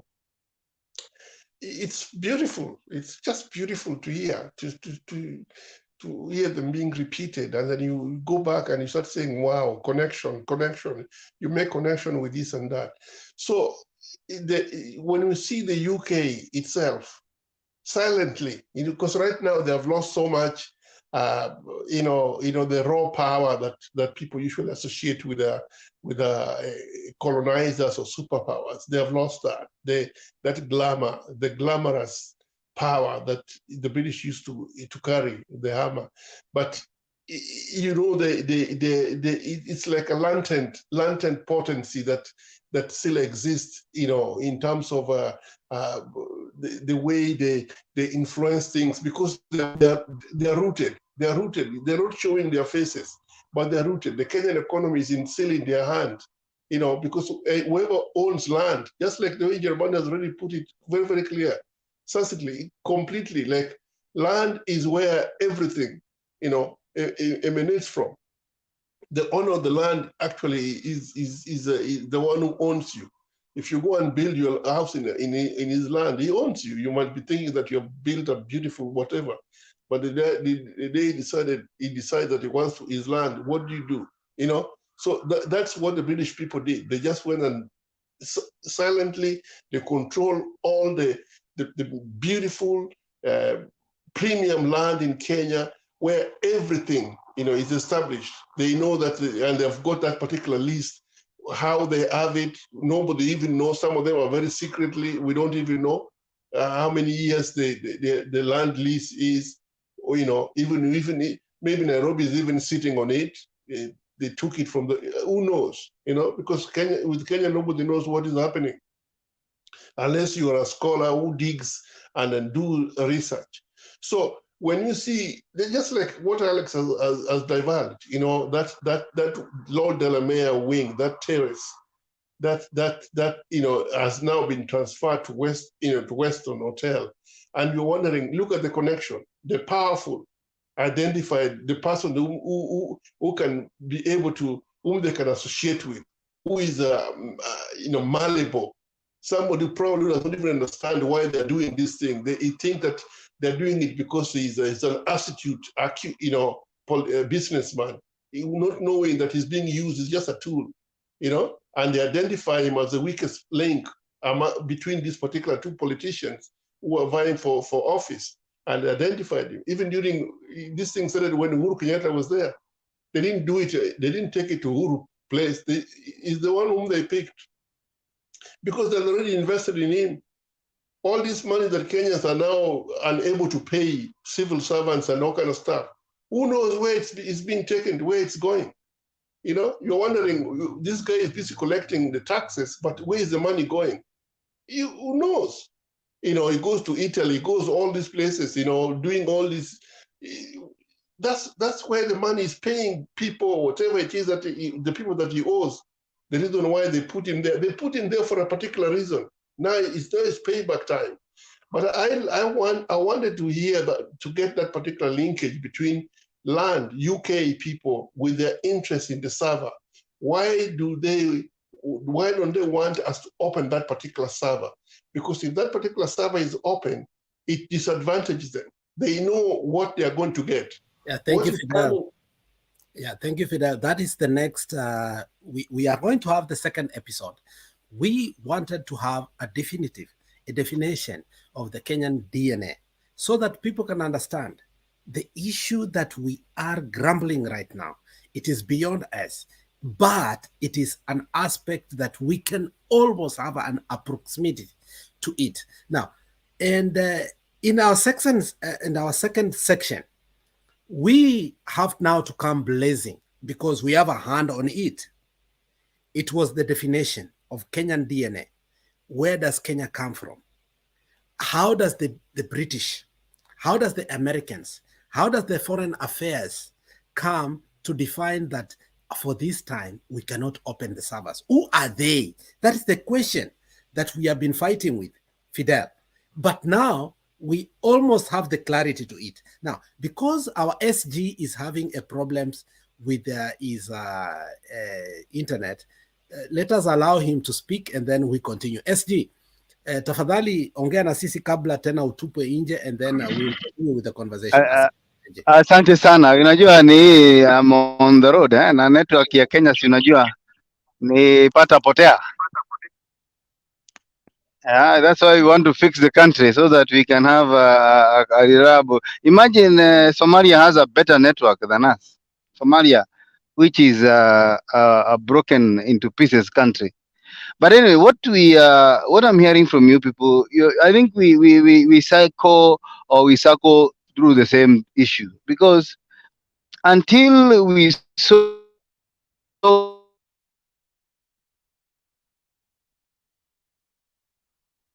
the political any other thing, that there are no salaries. The reason why there is no employment, the reason why the shilling cannot the Kenyan shilling is weakening, because there is a political problem and it has to be solved politically. And the only way to solve this political problem, first of all, is to open the server, because that is where honesty will start.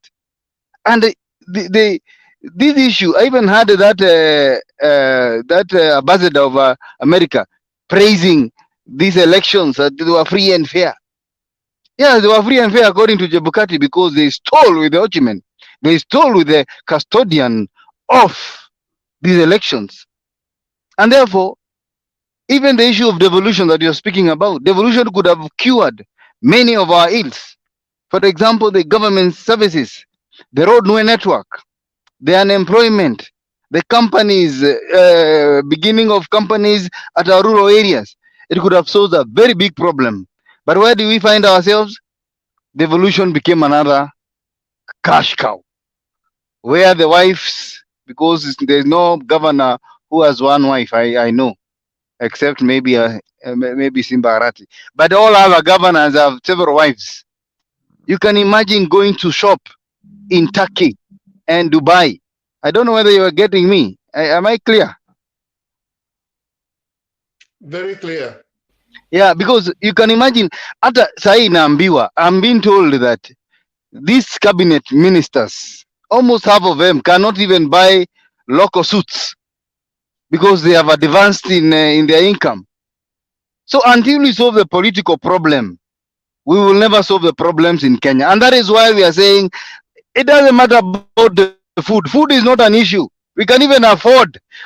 Once we solve the problem, we can afford unga ya 500. I can tell you for sure, because life can never be static. The reason why it is static is because the money that is supposed to go to the people of Kenya, the equitable share, it is going to very few individuals.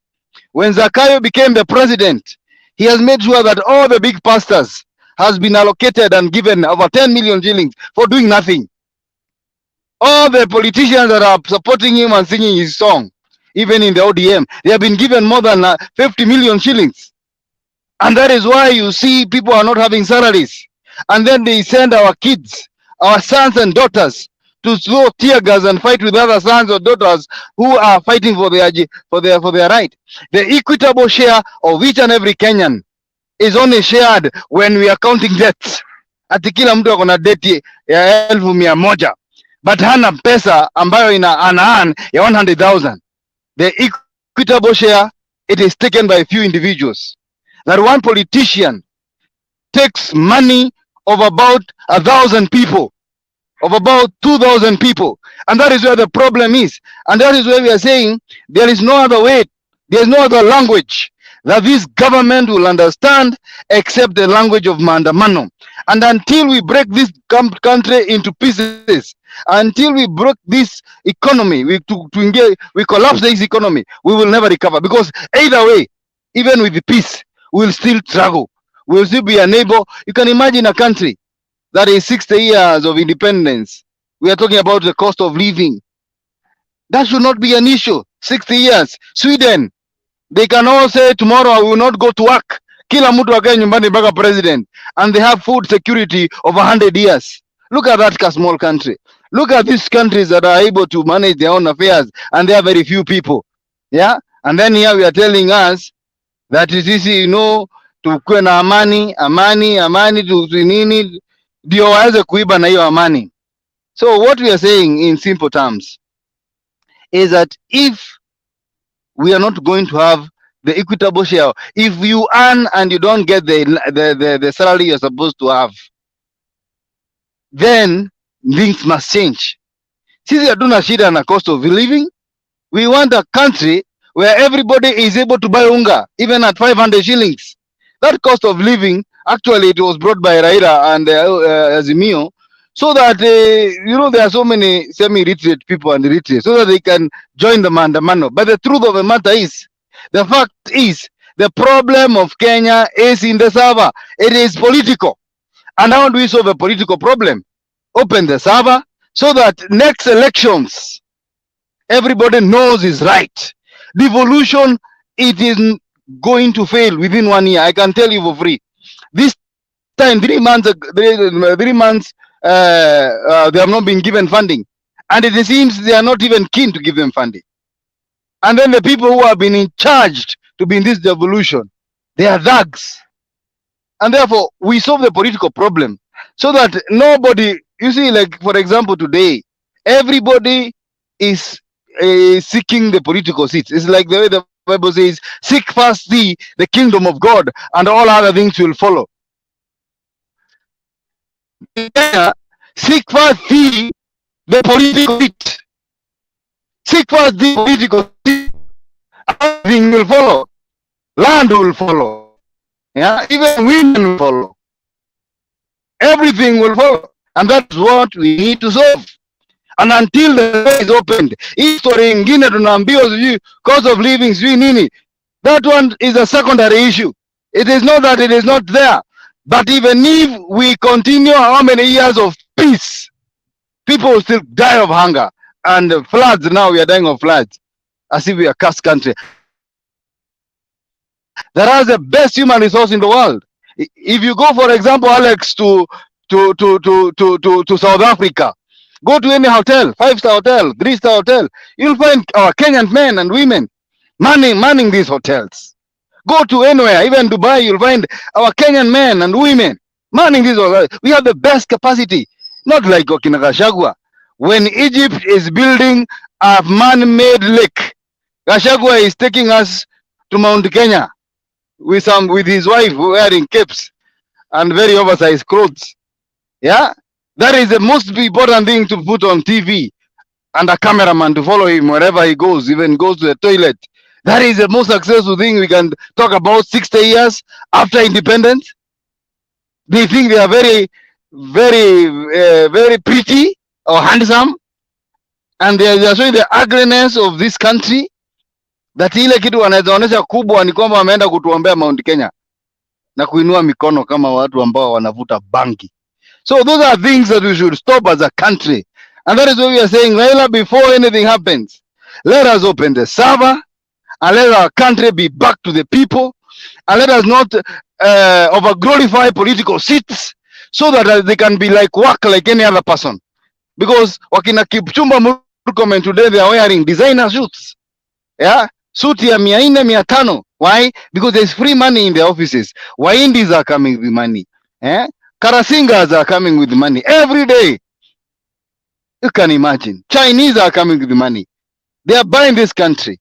And that is why we have nobody except Raila Odinga to help this country go back to where it's supposed. Because we're almost taking off. We were almost taking off until somebody stole an election and put a pause to this country. But we are not going to sit there and observe. As a people of Kenya, we want our devolution to work. We want our education to work. We want our workforce to work. My friend, working in Kenya problem is a slavery, because 90%, if you know what I mean, they work to eat and to pay rent and to pay their bus fares. Nothing else. And then we are sitting pretty saying, let us have peace and dialogue that is taking us nowhere. Let us break this country into pieces, succeed if possible, so that all those people who are LGBT, all those people who want to steal, who want to dealers, all those people, drug dealers, wote wakae nchi yao, na sisi tukae nchi yetu, ambao ni ya watu ambao wako na akili, ambao wanaweza ona ndugu yake ana nguo, badala ya kwenda kuitisha crusade unampelekea nguo na viatu, unamwambia bwana, nilikuwa nikuombee viatu kwa Mungu, lakini nikaona niko na zingine hapa hata situmiangi, zimekuwa ndogo, shika ndugu yangu. That's the country we want, lakini si ujinga ati hata rais sana. Asante sana, tutaendelea na hii mjadala kwa sababu nakupenda, ni kwa sababu wewe ni mzalendo na uzalendo wako unatupea moyo katika hii fight, kwa sababu unapojiuliza, ninapokuangalia ama napoangalia Guru, napoangalia Fidel, ukweli kabisa, kwa wale ambao ninawajua hapa, na nisitaki, I don't want to miss my words, napoangalia Jeremani, napoangalia Fidel, napoangalia SG, napoangalia msimamo, do we have a devoid of poverty that we have to come here every night to talk? It is for the love of our nation. Not only that, it is patriotism. It is beyond that. It is because we are not sure. Yes, we might make it, me as an individual, but how about my children? About my grandchildren? So we are progressive in thinking. It is our thinking is beyond today. Sasa hivi tunapoongea, SG anaongea gari lake, ataenda kwa nyumba yake, atapacha maji yake, ataenda kwa choo yake, ana flash. Lakini unapata mtu ambaye anajiita hustler, anaenda choo, anainama chini, anaanza kututukana. It does not make any sense to me, and I'm sorry to use that kind of ideology. Lakini today my main decision was to define the DNA of Kenya. Do Kenyans have the originality of definition? Did somebody define us? Where did we get ourselves in this quagmire that we are in? Why are the British, the American, and the foreign forces coming to us? What can we do so that we can get over them?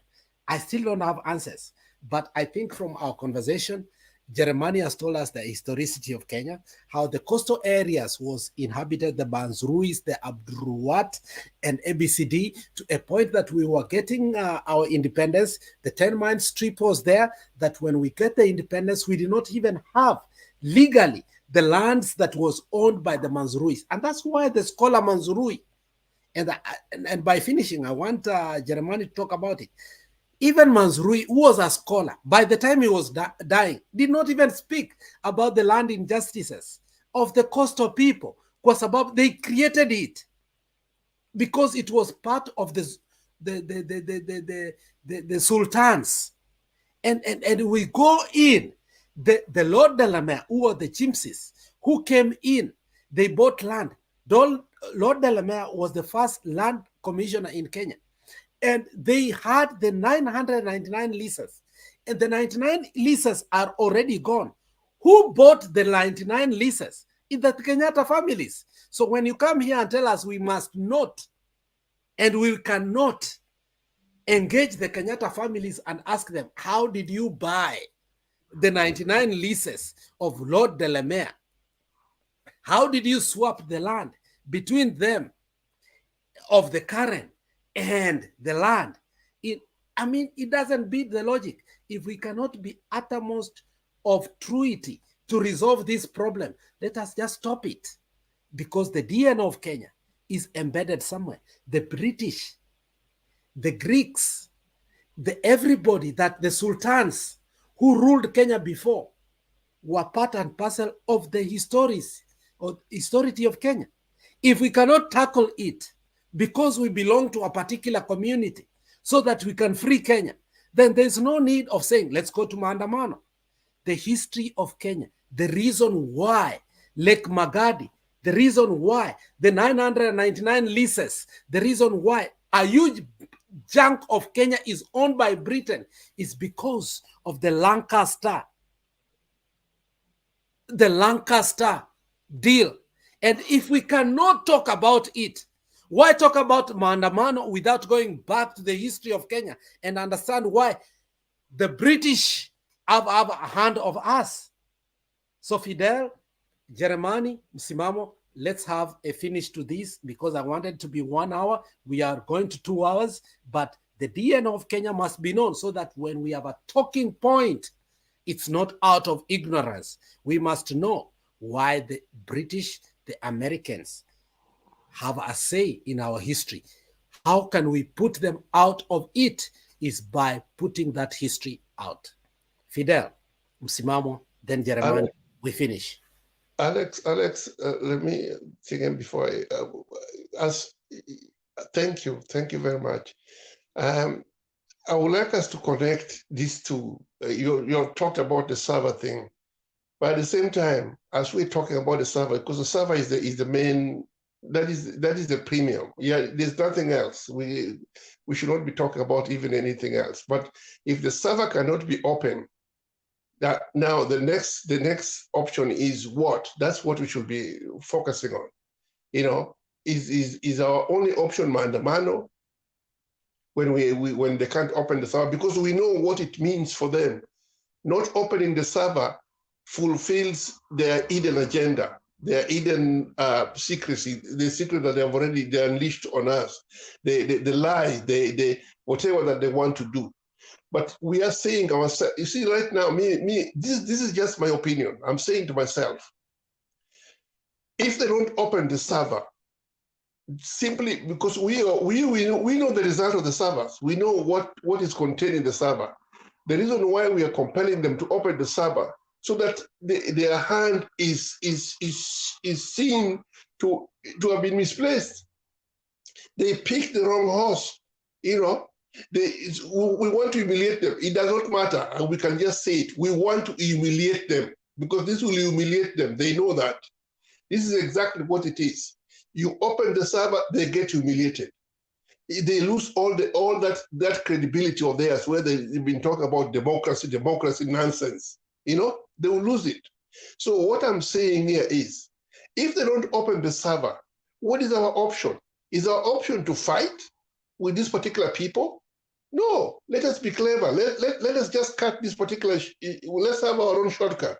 We are going to avoid them. If that's what they insist they must have, that they must have this particular, this chihuahua in office, then we take our own route. We simply say we are going to have our own country where we decide who governs us.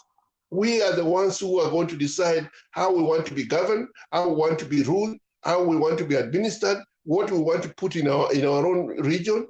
This should be our own message now. We don't have any other choice, because I want to be able to, like in Germany has already done, connecting the UK influence or the rigidity that UK has towards certain formation, certain reforms that are happening in the country, because it's going to go against their grain. They know that. If certain people are in office, some of these things might be put in. We talk about new land commission review and all kind of stuff. They'll be embarrassed. So they don't want somebody who's going to be able to open all those kind of ones. We know that. We understand. They would rather prefer to have a chihuahua in office. But we don't want to continue with being governed in this manner. Kenyans need to change. 6 years down the line, we are still in the same place where we were. We need to be moving forward.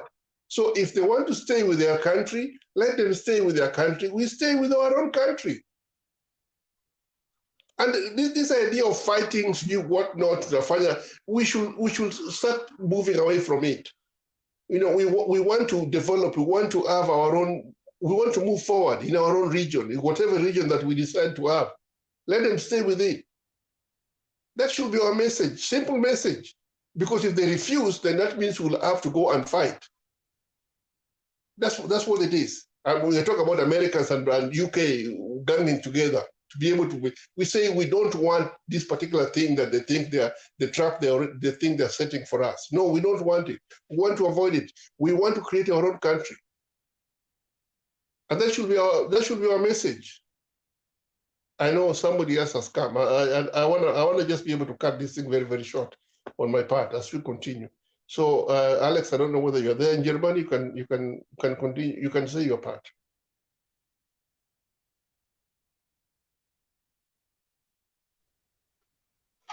I think after you was Msimamo.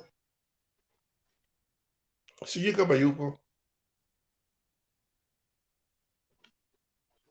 Yeah, I think we'll allow Oracle to make his finishing remarks. Msimamo will always be part of us in this conversation, and Jeremiah has made the defining moments of the DNA of Kenya. And as we go forth, this is just the first part of it. We have to define Kenya in its truity so that we'll be able to come to a closer definition of what Kenya is ailing of, so that we can be able, through the the conversation of our people. And I don't want to divulge ourselves into more than what we are. It is the sound candy talk. We must define who Kenya is. Oracles, we are almost closing and you came in. I want you to give your finishing remarks as we get the finishing remarks for our guest, who is Jeremiah. And then I think we will have a second session later on. He has gone. So Jeremiah, just give your finishing remarks. We finish the show. Next time we are having a better show. It's going to be tomorrow, and I promise that.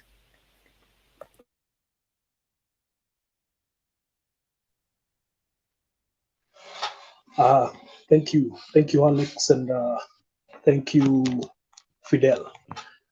There is a question Msimamo asked about Lord Delamere. I wanted to give a very quick summary. Lakini, if he is not around, it may be a point I make that will just be not addressing anyone in particular. So let me reserve that. Maybe a future opportunity will arise for us to discuss or for my summary on Lord Delamere, to Msimamo, and others who may wish to know a little about him.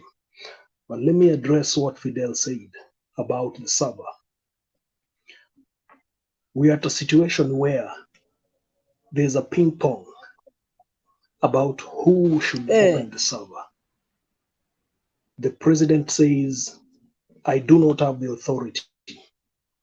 The IEBC says, or doesn't say whether they can actually do it. Parliament cannot initiate opening of the server for obvious reasons. Partisanship.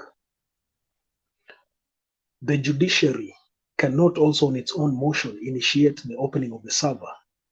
Someone has to bring a compelling reason before them for it to be considered. But then again, the judiciary will ask the question, is this request being handled from a perspective of an electoral dispute? And then they will shut it down and say electoral disputes have already been resolved or are being resolved in other forum. So they will not listen to that matter. Here is my proposal. The Kenyans are the sovereigns. And I keep repeating this because I think it has not sunk in. We as Kenyans do not appreciate that we hold the sovereign power, because if we did, there are so many things that happen in Kenya today that would not be happening. And here's my proposal. The sovereigns, and before even I make that point, how is it that the judiciary or the Supreme Court can uphold the rights of a company incorporated against the wishes of millions of Kenyans for transparency or transparent opening of the server? The Supreme Court says we cannot open the servers because it will infringe the intellectual property of one company. How can one company's commercial interests be safeguarded against the total collective of the sovereigns or millions of Kenyans who should actually take precedence? On that reason, I really fault the ruling by the Supreme Court. The Supreme Court should have looked at the wider interests of the wider population as opposed to one commercial interest of an incorporated company. But to my solution, is it possible then that all the elected leaders of the Azimio wing to open offices, not open offices, but in their offices, if it's at the county level, the governor's office, if it's at the constituency level, the constituency office, for Kenyans to go in and sign a petition to have the servers opened. And this petition, signed by 8 million people, be presented to Parliament and the Supreme Court to compel them to act on the wishes of the sovereigns. That to me would be a proposal that we can quickly act on within our own motion, using already elected Azimio offices or officers, and then have that as a popular initiative by the sovereigns who wish to see the contents of the server. And it should certainly override the judiciary and override the intellectual property claims from a point of whose bigger interests is it taking care of. That to me would be a proposal or way to go forward. Thank you, Alex. Yeah, thank you very much. And Bulldozer, sorry for putting you out. And we promise this show is going to be 1 hour. We want to be very candid and we want to be very intellectual. We want to be very involving, but at the same time, we don't want to be emotional. We want to carry ideology and philosophy both together in a compounded way so that we can look at the ailing problems. The intellectuals have the solutions.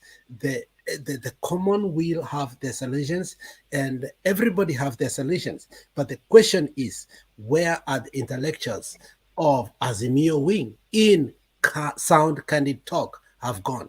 And I'm introducing that to you so that we can come blazing, so that we are not seen devoid of just intellectual and be seen as just emotional, but we want to compound both of them together so that we can be seen as a people who are serious in the matter called a country, Kenya. So this 1 hour session, I am going to dedicate myself so that I can bring various viewers, including our able father and reverend, who is called Danny Darius, a person called Fidel. We are going to bring various personalities who we see here comment, but at the same time are intellectuals, so as we can come up with proposals. When we come out with those proposals, we are not devoid of a solution that is called Kenya. We have the capacity and we must move on, because people think that we cannot move Kenya forward. We are Kenyans. As Ndindi Nyoro says, we Africans, and Africans are we. And we are Africans. And no matter what they say, we have a stake in this company called Kenya. When the person called Gachagua came out and said that this is a company, we may castigate him. But in a way, he's right.